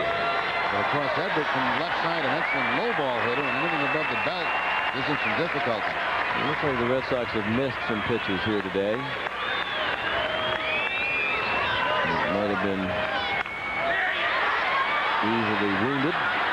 Leary hits it to short. He's out on a running step at first. Thrown out by Cruz. So Troy's 1 for 4. And the Red Sox down to their final out. Number 33, the catcher. Jimmy Williams looked like he was asking for the ball. Yeah, he wants to have the ball checked. I think they think Jones is I think it's more into the ball. I think it's more of the way that last ball was hit toward the end of the bat with a lot of spin on it. Sometimes it makes a scuff on the ball. I don't think it's anything that they accuse Jones of doing.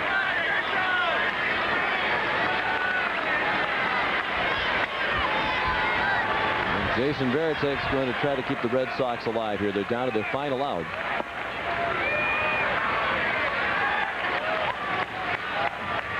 Varitek struck out in a big spot with runners at first and third and 2 outs in the 7th inning.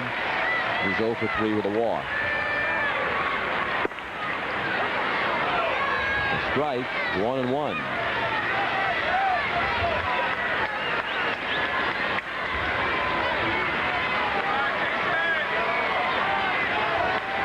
If he can keep it alive, John Valentin would hit next. Low. 2 balls, 1 strike.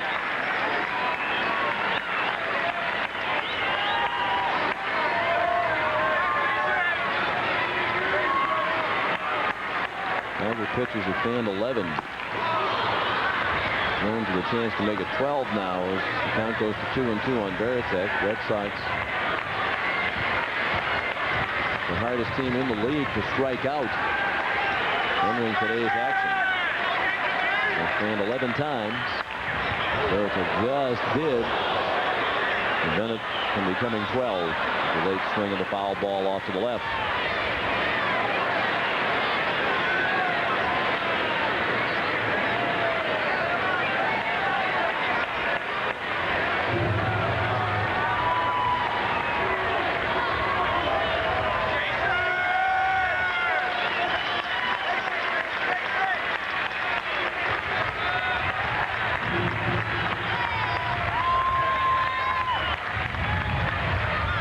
Pitch.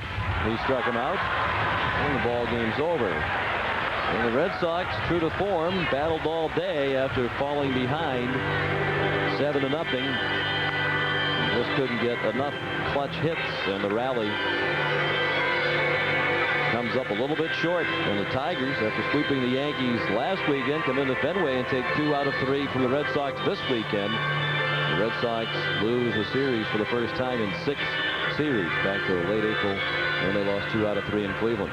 Final score, the Tigers 7, the Red Sox 5. This is the Fox 25 Red Sox television network.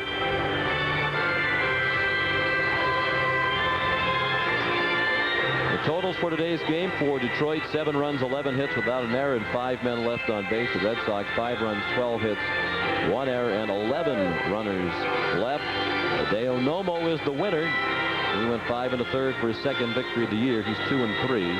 Todd Jones saved it his 12th. He has saved 12 of the Tigers' 14 wins this year. And Ramon Martinez lasted just 2 in the 3rd innings, gave up 7 runs. Some bloop hits, but certainly not a very good outing for Ramon as he falls to 3 3. Time of the game, 3 hours and 34 minutes before a crowd of 31,893.